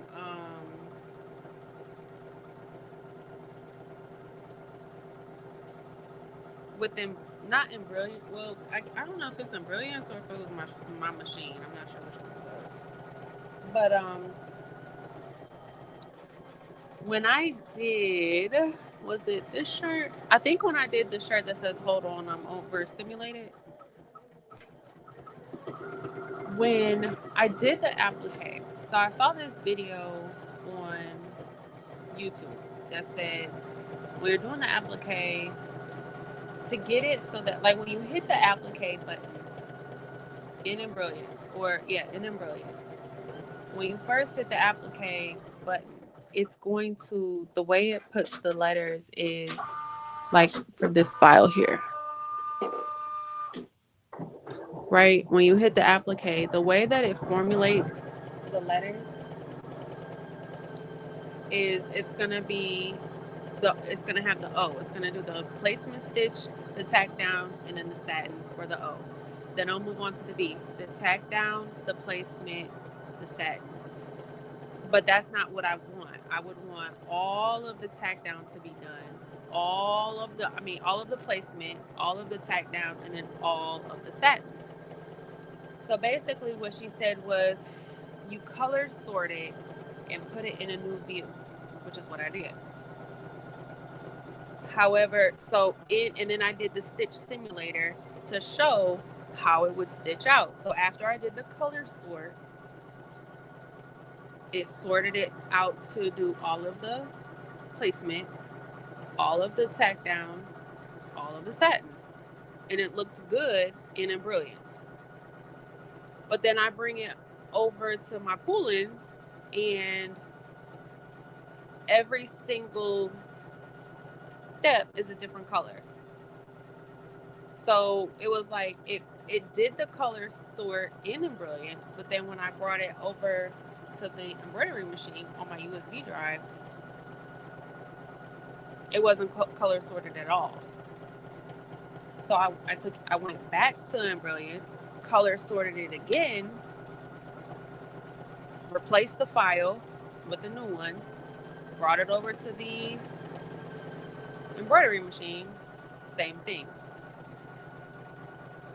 It wasn't color sorted on the USB drive. But when I look at it on Embrilliance, it is color sorted. So I really couldn't figure out why it was doing that.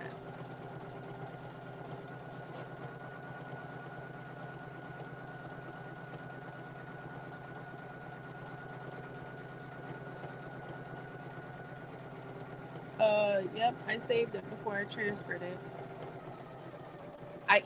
After I realized it didn't color sort on the first file, and then I redid it, I redid the color sort, I deleted the first file and then resaved it again.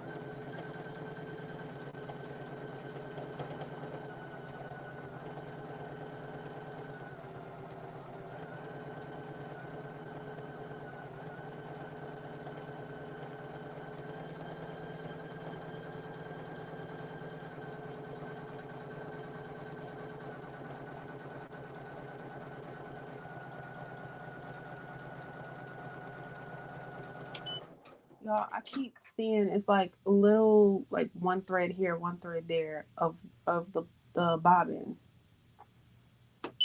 and it's getting on my nerves. I was trying to ignore it when it was one, but now it just keeps on doing it, and I cannot have that. Let me do that and do that. Let's try it again.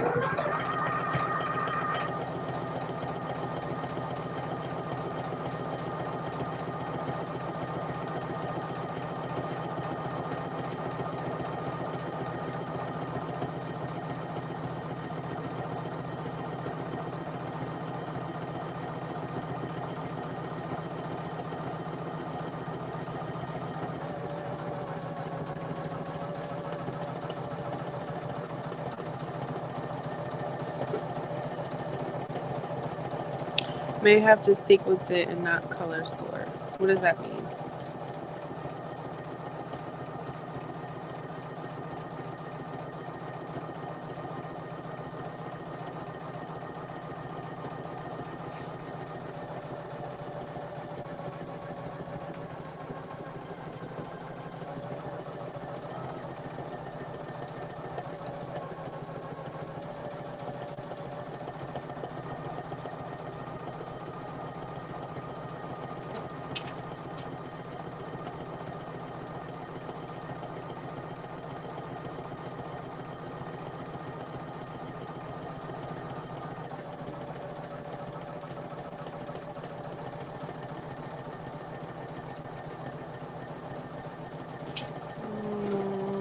think that fixed it. But now I'm scared it's going to mess up my tension.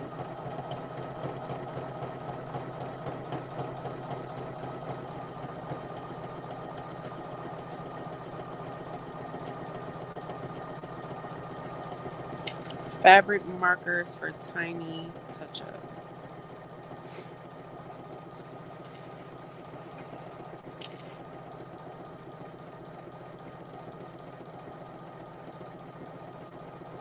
Are those on Amazon?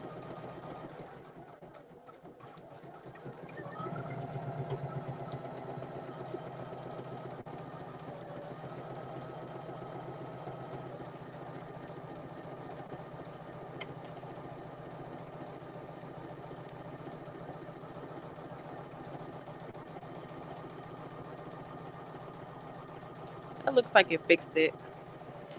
Let me see. Fabric markers.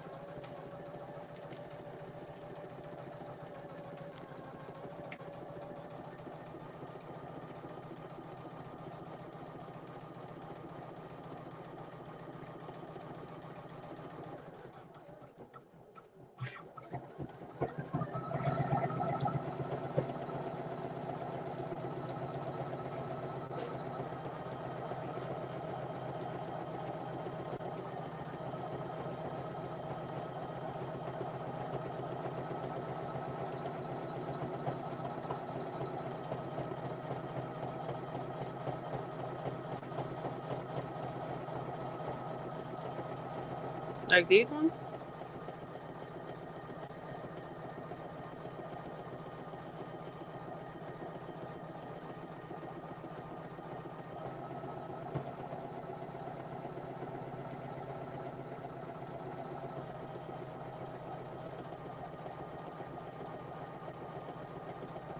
What kind of brand? Like those ones? Because those ones could be here tomorrow. And like I said, I'll show y'all when it's done. But it's like, I see like two white threads.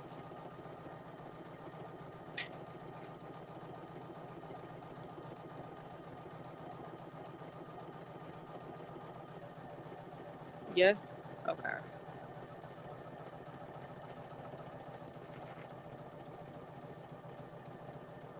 So this one is, let me add this one to my cart. This one's a 20 pack.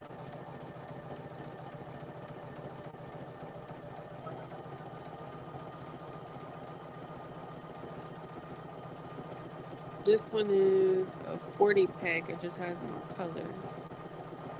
Thinking maybe I should do the 40 pack because I have so many different colors.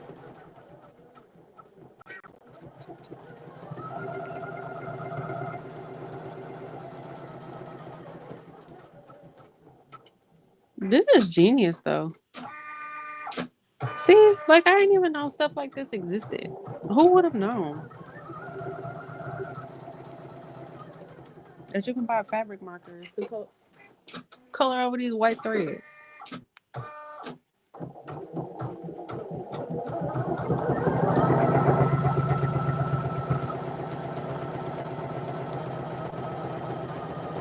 You know, Barb, this did it to me on a shirt where I used some black thread and I did use a Sharpie, but it was my hoodie. And I was like, I'm not going to tell nobody I did this because it's my hoodie. And this is probably frowned upon. But you know what? I'm glad you said that because I did. I used a Sharpie. But I don't know. I don't know if I would feel comfortable doing a Sharpie on something I was given to somebody else. I just don't want any type of, you know, um, allergy or, anything like that. So I would never use a Sharpie on something I was giving somebody else. But those say those are non-toxic. So I would be more comfortable using those. But I for sure did pull out a black Sharpie on one of them hoodies I made, I made for myself. I sure did. No, it doesn't tell me how many minutes are left. It tells me the percentage, like how far is done. So it says I'm 55% done. and it tells me how many stitches. Like it says, I'm at 18,000 out of 33,000 stitches, which is 54% done, but it doesn't have a time. So yeah, I'm gonna go ahead and grab those fabric markers because I think I want to do the 40 pack.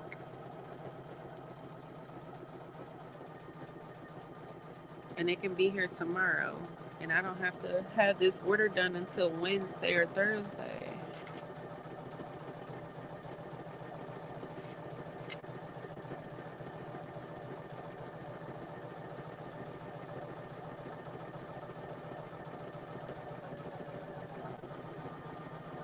It was something else I was supposed to tell you guys, and I forgot. Last week I had wrote down everything I needed to tell y'all. This week I forgot. I forgot to write it down. But it was something else I was going to talk about.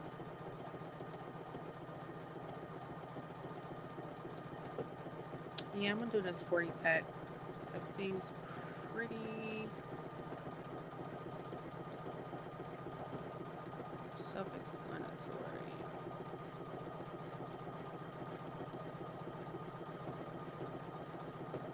And you know, it only does this, I've noticed, when I put in like a brand new bobbin. Like when my bobbin is like halfway or like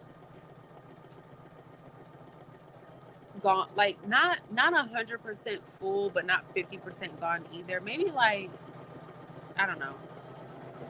When it's 25% unrolled or 25% gone, it doesn't do this anymore. I've noticed that the only time I ever have like a bobbin issue or a tension issue or whatever is when my bobbin is brand new.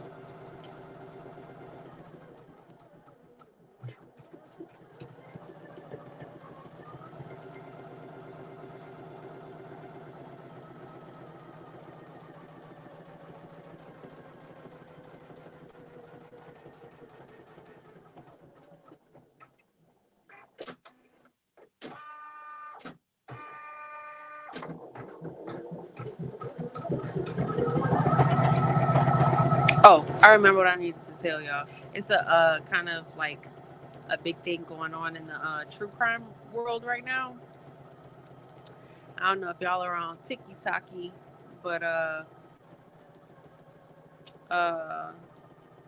Casey Anthony, y'all know she made a TikTok account, and she made a TikTok account. She want to get back on TikTok, and she said that, I don't know if y'all know who Casey Anthony is, but she said that she wants to be an advocate for herself and other people and her daughter.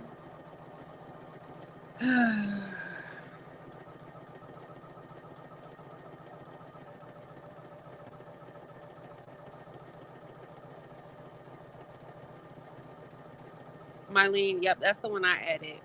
The Color 40 permanent fabric markers. Shay, I typed in fabric markers, and then the ones that kept popping up was Color, and I got the 40 permanent fabric markers, which was the ones that I just bought them. But yeah, that's what she said, y'all. That's what she said. She posted this video.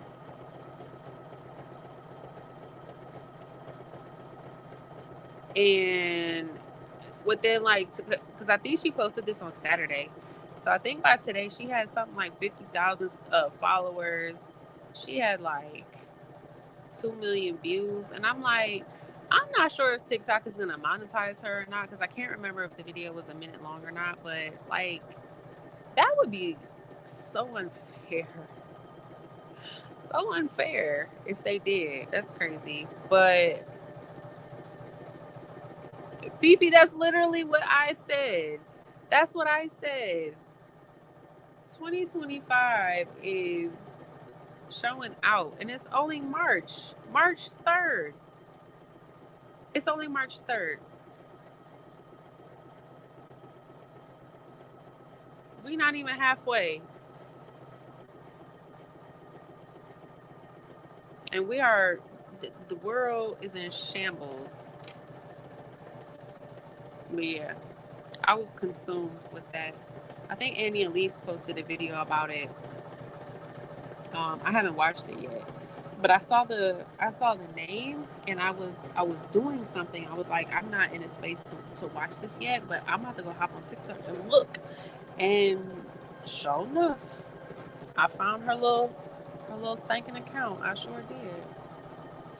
And I'm like, how is this okay?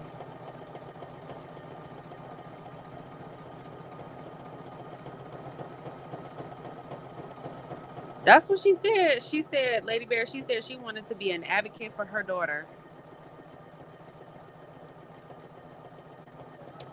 That's that's what she said, child. Shay Shay. So Casey Anthony she's in Florida, and she was in the news like, ooh, this was probably like over 10 years ago. I wanna say my son was like 1 when this case happened. He's 13 now. He was 1, maybe no, I think he was 1. Something like this had to have been like 2012, 2013, maybe 2011, somewhere around that time. Um, yes, she did. I ain't want to say it because I didn't want my video to get demonetized. But yes, she was on trial for unaliving her daughter, but they found her not guilty. Not her. Oh, she could laugh.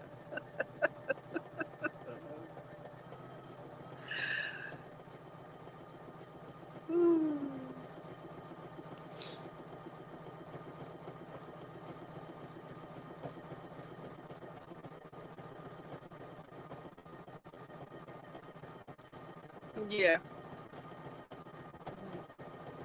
I'm pretty positive. I'm not sure when the situation actually happened. I don't remember what year it was. But I know when she was on trial, I vividly remember the day they said she was not guilty. I was at work. I worked at Simply Fashion, which is called Fashion Sense or Fashion 10 now or something like that. But back then it was called Simply Fashion, and I was a manager at Simply Fashion, and I was at work, and our radio was broken, so we had this little boom box that we were listening to, and they stopped playing the music to talk about that case because they had just found her not guilty. So that had to have been like I said, 2012, 2011, 2012, something like that.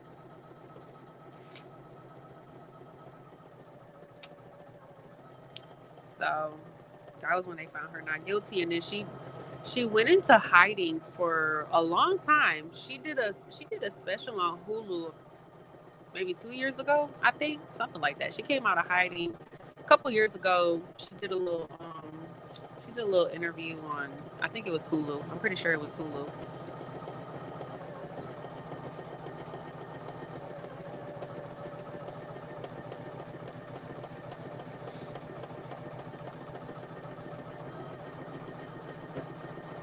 Yep, and now she on TikTok, y'all, talking about she want to be she want to be an advocate. And on top, y'all, she got them comments off. Cause y'all know TikTok was about to drag her through the mud. TikTok was about to have a field day. She got them comments off, y'all. She got them comments off.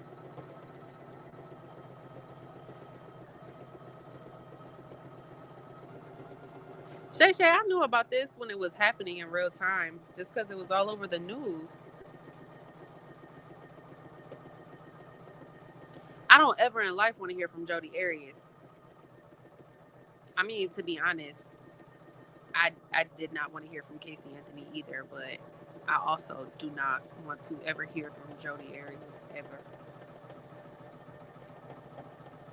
Only difference is one was guilty and one was innocent. I mean, innocent, that's used very loosely.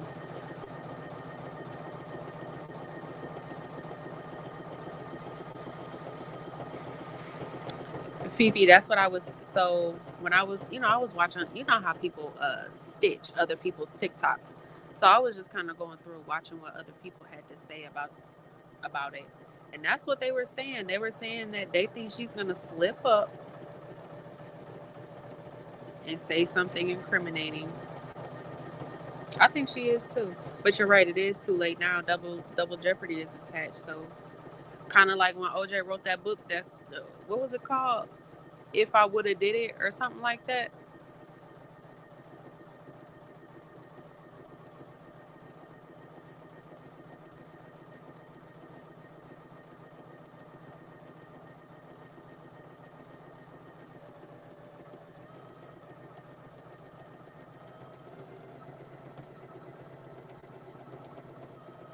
I don't watch the news anymore. Now it's I watch TikTok.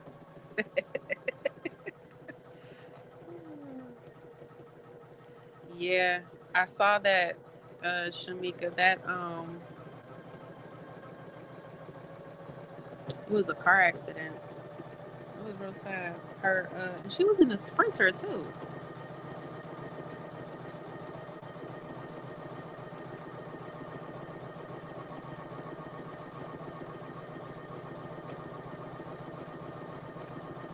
It's about to be done with this S.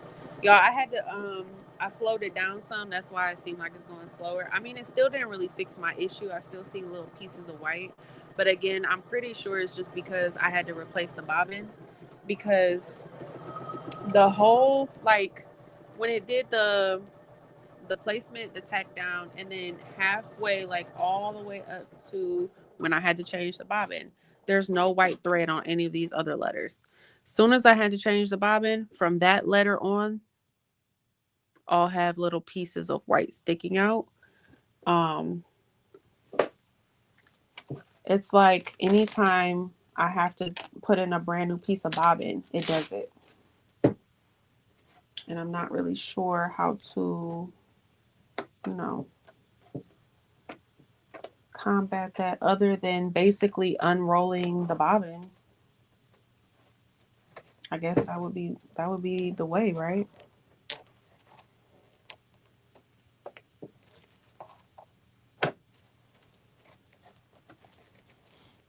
Okay, I have to remove the glitter from this bottom part because the word things has to stitch down here.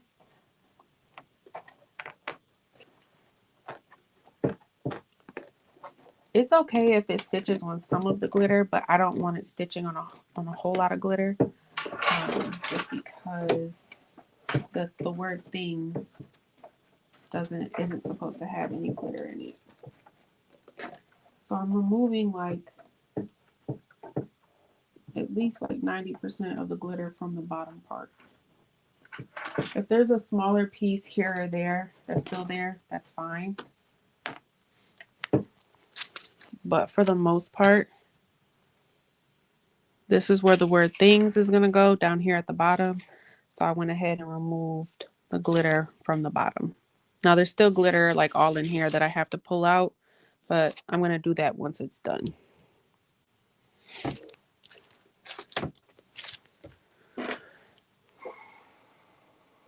I don't want to shift it too much. And then I'm going to cut any loose threads, and then I'm going to change my color.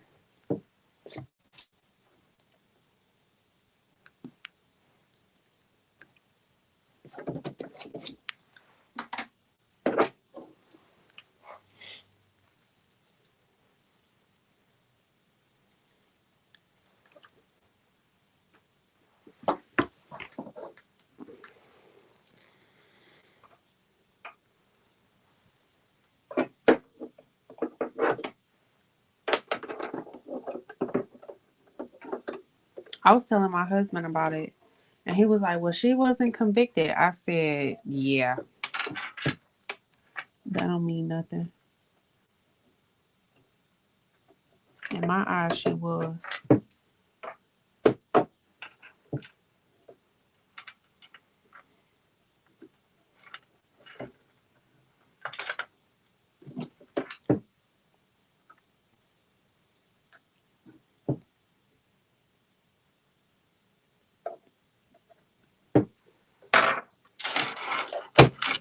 Alrighty.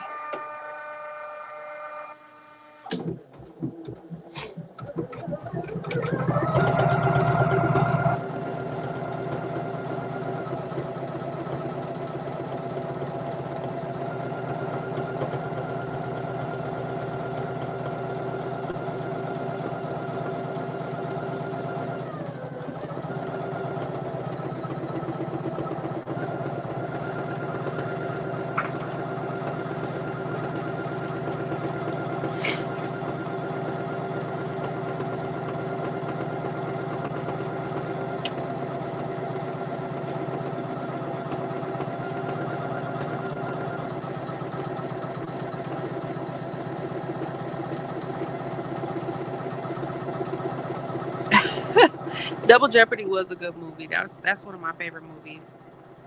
Not a dating show.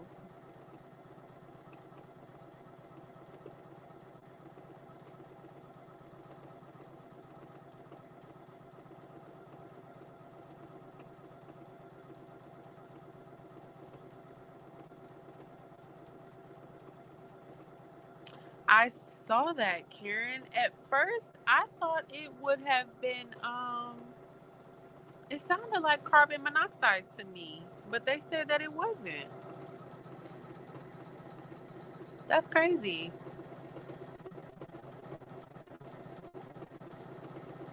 I'm waiting on them to release the official autopsy so we can know what happened because I was positive it would have been carbon monoxide.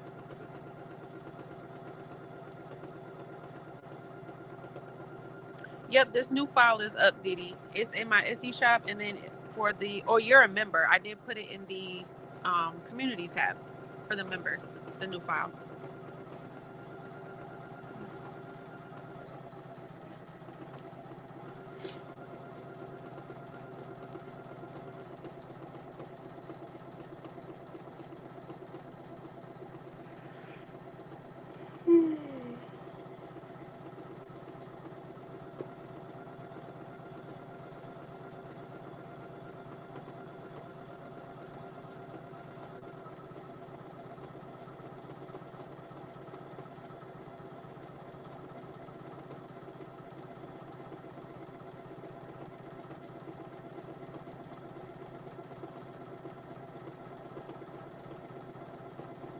You're just not watching Power and P Valley. You know what? P Valley got what, 2 seasons? They can really just forget it on the third one. I'm really tired of waiting for P Valley. At this point, I have to watch it over from the beginning because I don't even remember.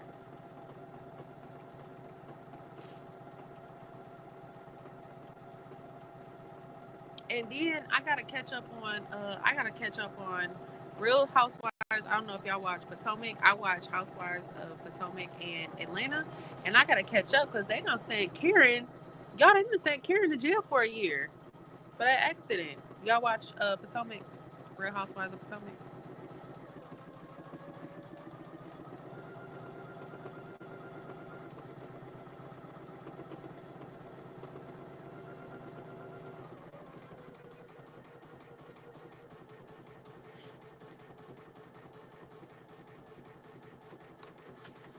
I think I'm like 2 seasons behind on Potomac, and I think I might be 2 seasons behind on Atlanta as well. Because I know, isn't Phaedra and Portia coming back on Atlanta, or they already did come back? I'm a couple seasons behind on that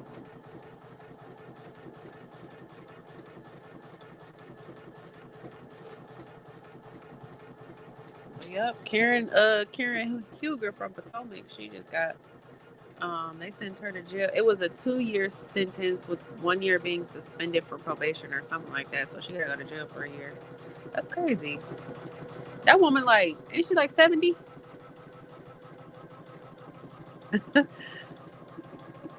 60, something like that. She like 60, 70 years old.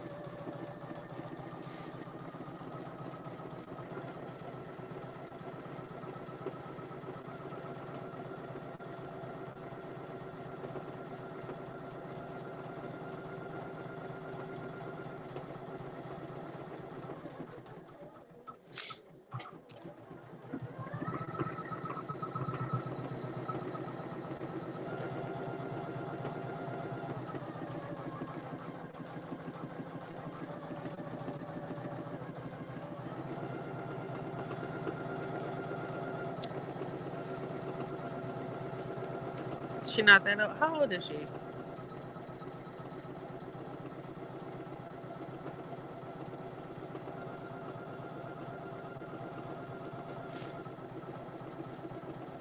Have a good night, Angela.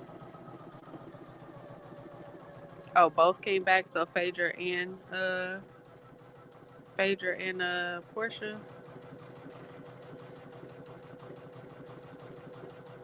I like Phaedra and Portia. Like, they're entertaining to me, especially together. They're entertaining. They are the queens of comeback, especially Phaedra. However, I'm still not over that whole mess that they pulled with Candy a couple years ago. I thought that was real grimy, but they are entertaining. I will say that.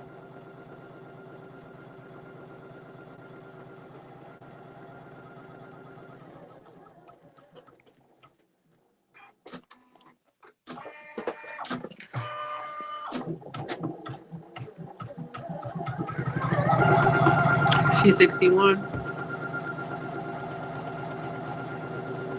Then it must be Ray who's older. Is it Ray who's 70? One of them is in their 70s. I did see Phaedra was on Married to Medicine, but I don't watch Married to Medicine. Not yet. I keep saying I'm gonna get into it, but I'm not even caught up on my other shows yet. And then I ain't even trying to catch up. Really, I just started Dexter. I've been watching Dexter.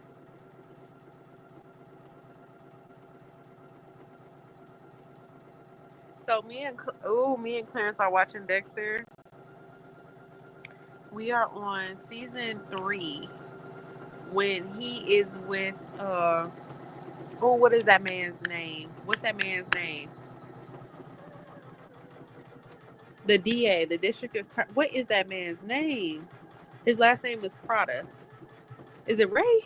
Hold on. I need to look at it. Ray, is it Ray Prada?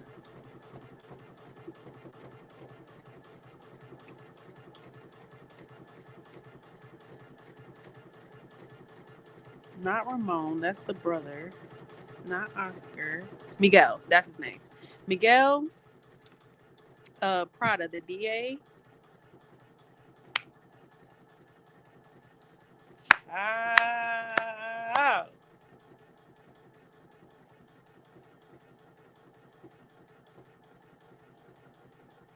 My goodness. This is the gray now. I added gray. I changed the thread. So, like, this right here is the magnet. And then this is the silver thread. I just changed it to.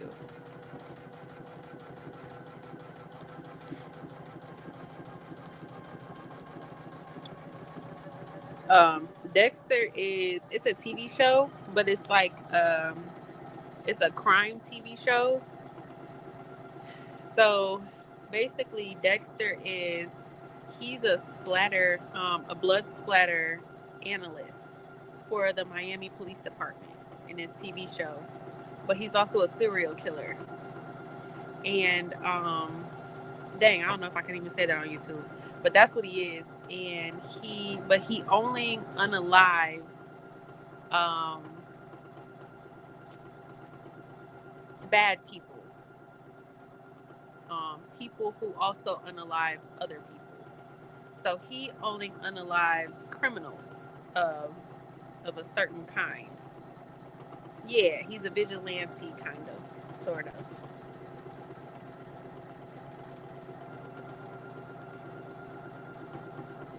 Now, he almost got caught in season 1. See, the thing is with Dexter is that season 1 was crazy. Like, they came out the gate crazy. Season 1 was crazy. Like, season 1 I would not have expected until, like, season 3. But they came out the gate swinging. And now, I'm on season... What did I say I was on? 2? I'm on 2, I think. No, is it 2 or 3? No, I'm not sure. It might be 3 or 2. But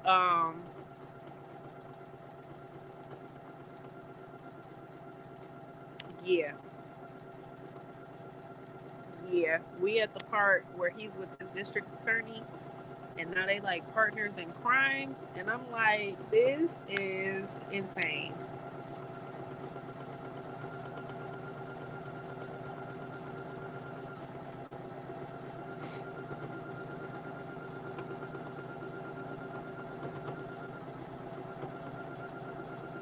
I saw the Reacher. That's on Prime. Is that good?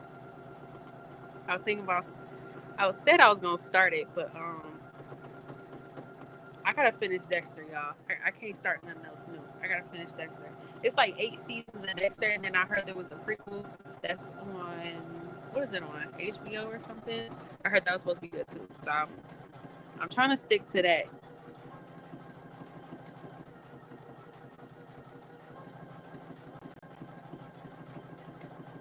But the Reacher did look good. I saw it on Prime Video.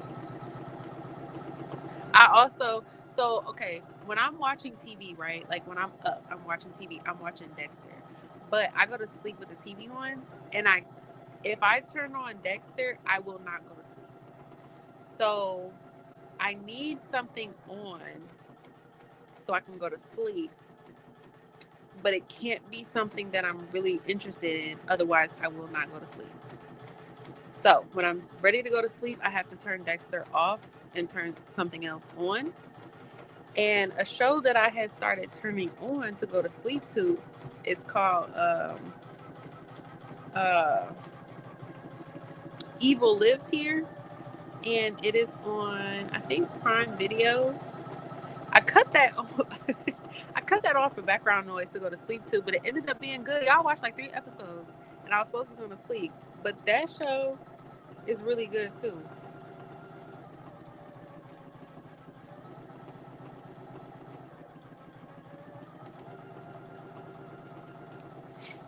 There's a prequel on Paramount. Okay. Yeah, I'm gonna watch all of that when I get done with the first Dexter. Dexter's on Netflix. Karen, yeah, I've definitely heard about it. I heard about it when she first went missing, before he even got arrested. That case was crazy. Is that one? It was that one. Well, I'm not sure if the trial. I think the trial might still be going on. I'm not for sure. It was that one. It was. I don't know if y'all heard about the homeless lady who had 4 kids sleeping in a car on the roof of the casino, and 2 of her kids froze to death. That recently happened, like within the last couple weeks.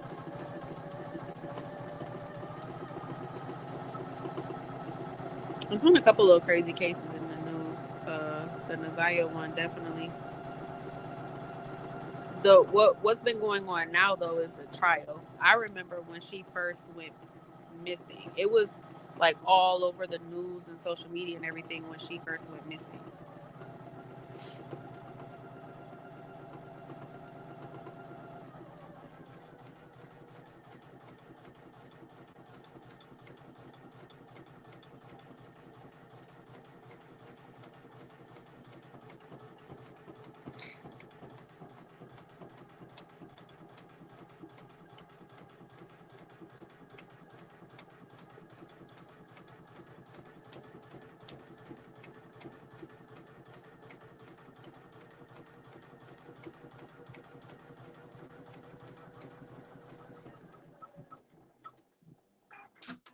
I love Vern and Shirley.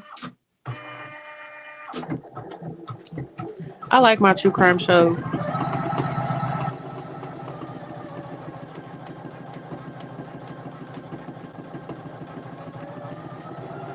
Oh my goodness. There's this show on Netflix called Tell Me You Love Me. It's a documentary. Oh God. I'm not even sure I can tell y'all what this is about. I do not want to get like dinged on my video, but I'll try to say it in PG language. But basically, it was about this lady. She worked at a university. She was a teacher, a professor at a university, and she studied like disabilities and things like that. So her mother. I don't know if you guys ever heard of facilitated communication, but basically, it's a way for people with nonverbal, who are nonverbal due to some kind of disability. So some people uh, are who are autistic, or have cerebral palsy, like things like that. Whatever the reason that they're nonverbal, it's a way for people who are nonverbal. It's a way for them to communicate through like keyboards and things like that. Basically, it's so many words. Um, she ended up providing facilitated, she was providing therapy for a young man who has cerebral palsy and was teaching him how to use the facilitated communication methods to communicate with her and her family. I mean, his family. So his mom and his brother. And basically, she took advantage of this man and said that he had fallen in love with her and she had fallen in love with him, and they was together. Like they was together. If y'all picking up what I'm putting down, they was together. Um but anybody else who had ever evaluated this young man said that basically she was talking to herself. And that young man had absolutely no way of communicating that he was in love with her, wanted to be with her, or was consenting to anything that she was putting down.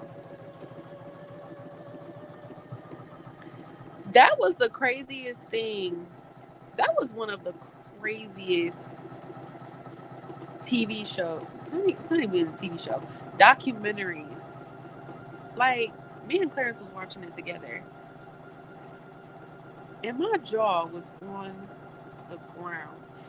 Mind you, this woman she was on the documentary. Like, standing 10 toes on what she did. She was like, I didn't do anything wrong.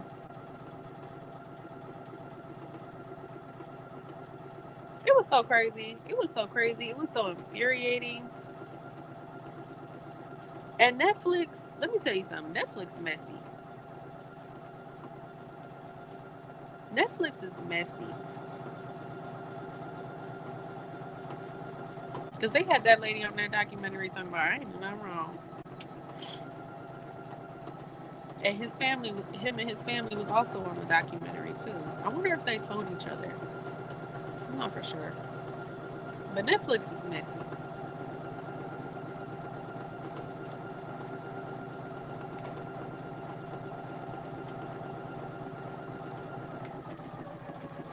Monique, I would too. Levi is, he just started talking maybe about a year ago. And so he used to be nonverbal. But I would say he's about a good 80% in his ability to communicate. There are times when he's trying to communicate something, but he doesn't know how to say it. So, but he's getting better. Every day he's getting better. And when I was watching this, I was just thinking back to a time when Levi was completely nonverbal. And I looked at Clarence and I was like, she would not have sat at my kitchen table and said this to me with a straight face and would have left up out of my house walking. She would have been leaving out of my house on a stretcher because she was in their house telling them this. I'm like, ain't no way you would have walked about my house after saying that with a straight face. Y'all, I'm crazy. I'm a Gemini. A June Gemini.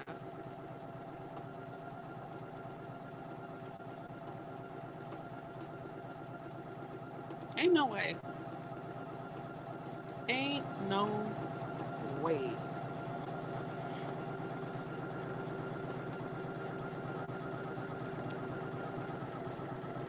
Yes, Netflix is so messy. Hey, Sandra.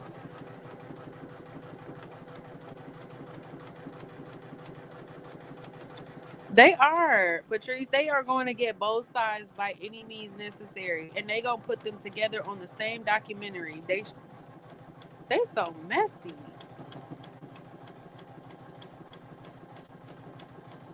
And then she said in a documentary that she hadn't seen the his name was Derek. She said she hadn't seen him since the trial. And then I was sitting there watching the documentary and was like, she gonna watch this documentary over and over and over and over just so she can see him with her crazy self. Netflix so messy. I can't stand them. I love them, but I don't love them. They put out some good content, but baby, they messy.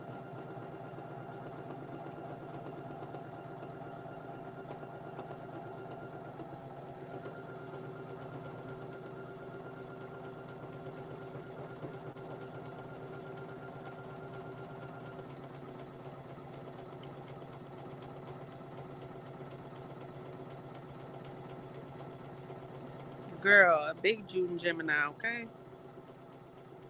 She wouldn't have been able to say that to my face in my house at my kitchen table.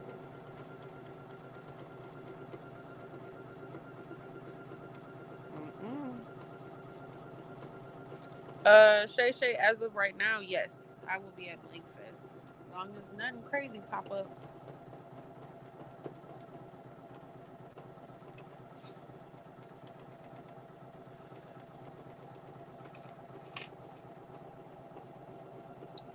All right, I'm probably going to cut and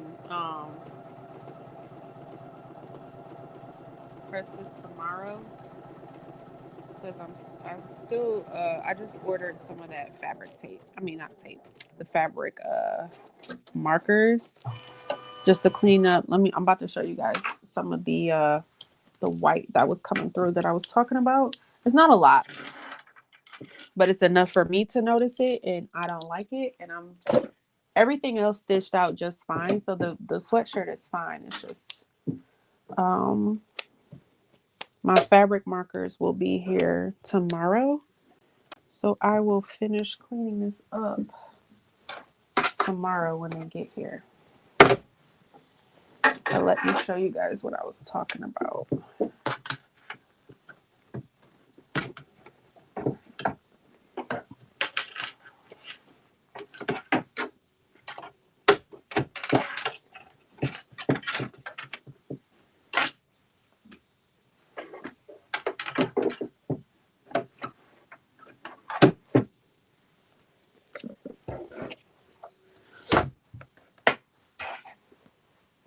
think I'm getting a cold. Like I just randomly woke up and it felt like my nose is stuffed up and my I have like a little, you know when you go to like clear your throat and it feels like you just have mucus in your chest? That's what it felt like when I woke up. Okay.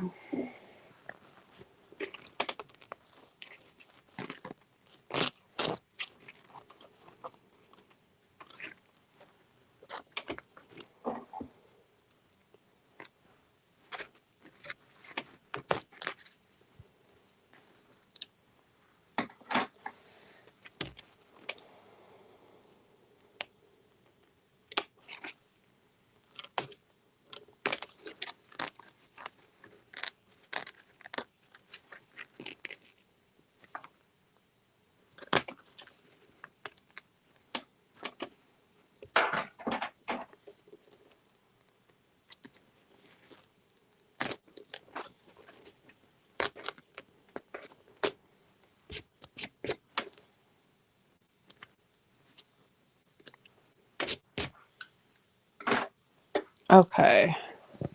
Let me see if I can show y'all.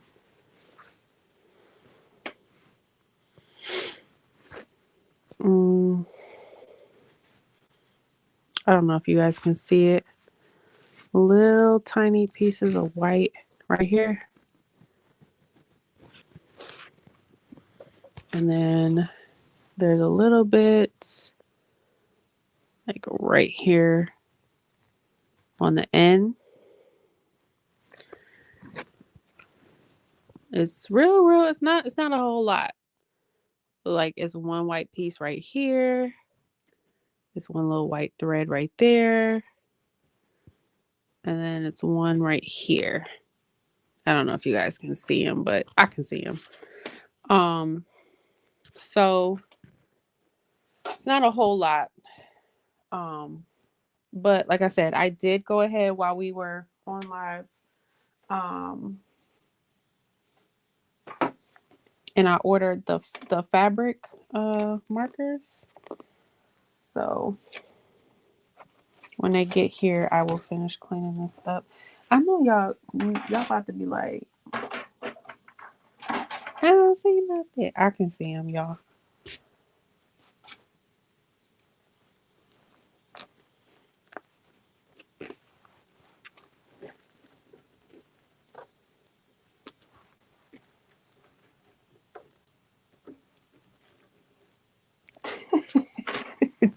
Y'all didn't see it. I can see. I'm gonna take a picture and I'm gonna put it in the community tab because I can see it. I just think the camera not picking it up.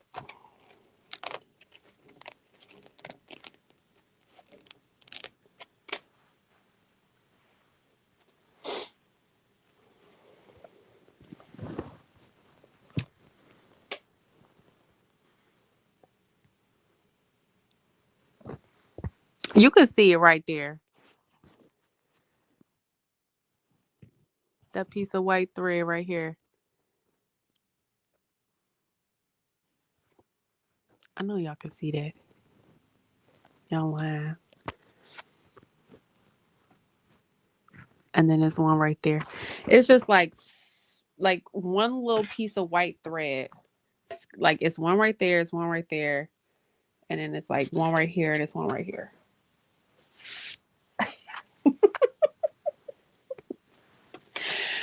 Not double by.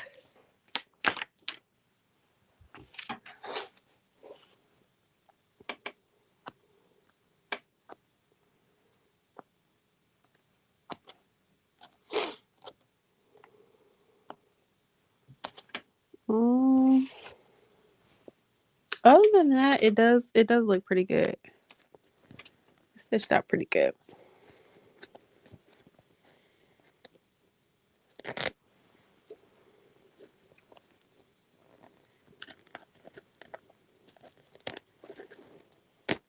Okay.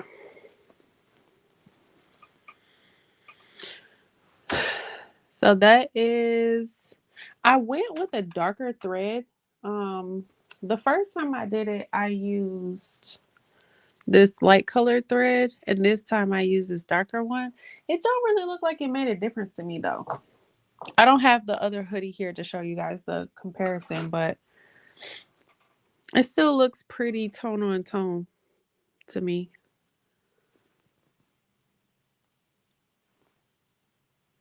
But I like it with the silver.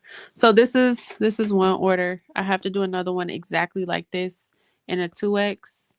But I'm gonna finish cleaning this up tomorrow. It got some threads. I have to press it. I gotta cut the stabilizer. I'm about to go. Y'all, it's 10 o'clock. Y'all know I gotta drive home. So I don't want to be up here too late.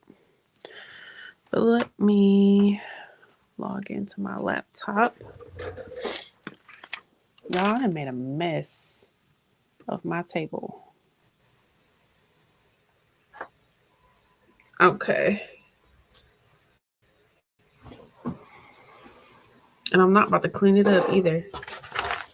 I'm about to head in, grab my purse, and run out of here. I'm gonna make sure my heat press is turned off though. But as always, I appreciate you guys for being on here with me.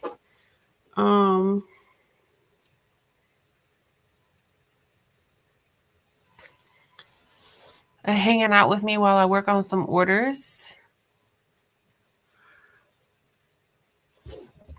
I'm going to take a picture because y'all acting like y'all can't see them white threads, and they are there. I'm gonna take a picture and I'm gonna put it in the group in the community tab. Cause they there. I see them. But I'm curious to see what these fabric markers. So anybody who has used them, do you know, like, do they run? Do they, like, how do they hold up in the wash? Do they fade? Do they wash out?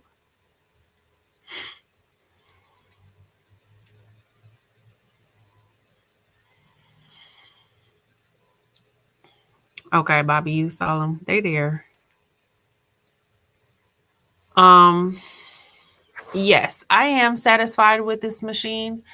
At the same time, I don't have anything compare it to because this is my very first machine ever. I've never used any other machine.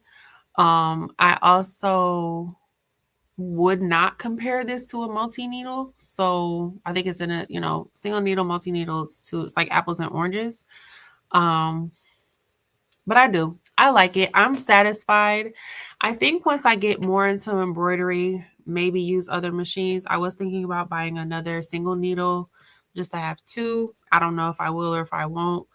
But I think as I get into doing more embroidery and I have more machines and I become more experienced, I'll be able to tell you in comparison to like other machines how it is. But for me, coming in as a 100% beginner, never have done embroidery before, I've been able to work it out. I think it's a good machine. I like it. I could very well get a brother machine, a single needle brother machine, use that one for 2 weeks and decide like, oh my gosh, I didn't know what I was missing. This machine is way better. I can't tell you if it's better than something else. I can just say it has worked for me pretty well and I like it thus far.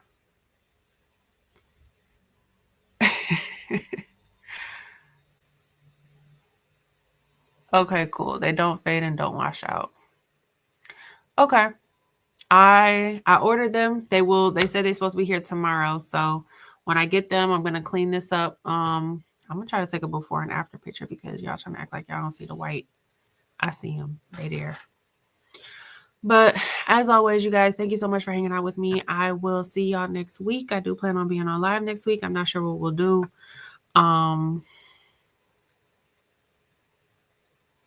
Yeah, I'm not sure what we'll do, but I do plan on being on next week. So appreciate you guys for hanging out with me, and I will see y'all. Y'all have a good night. Have a good week. Be safe.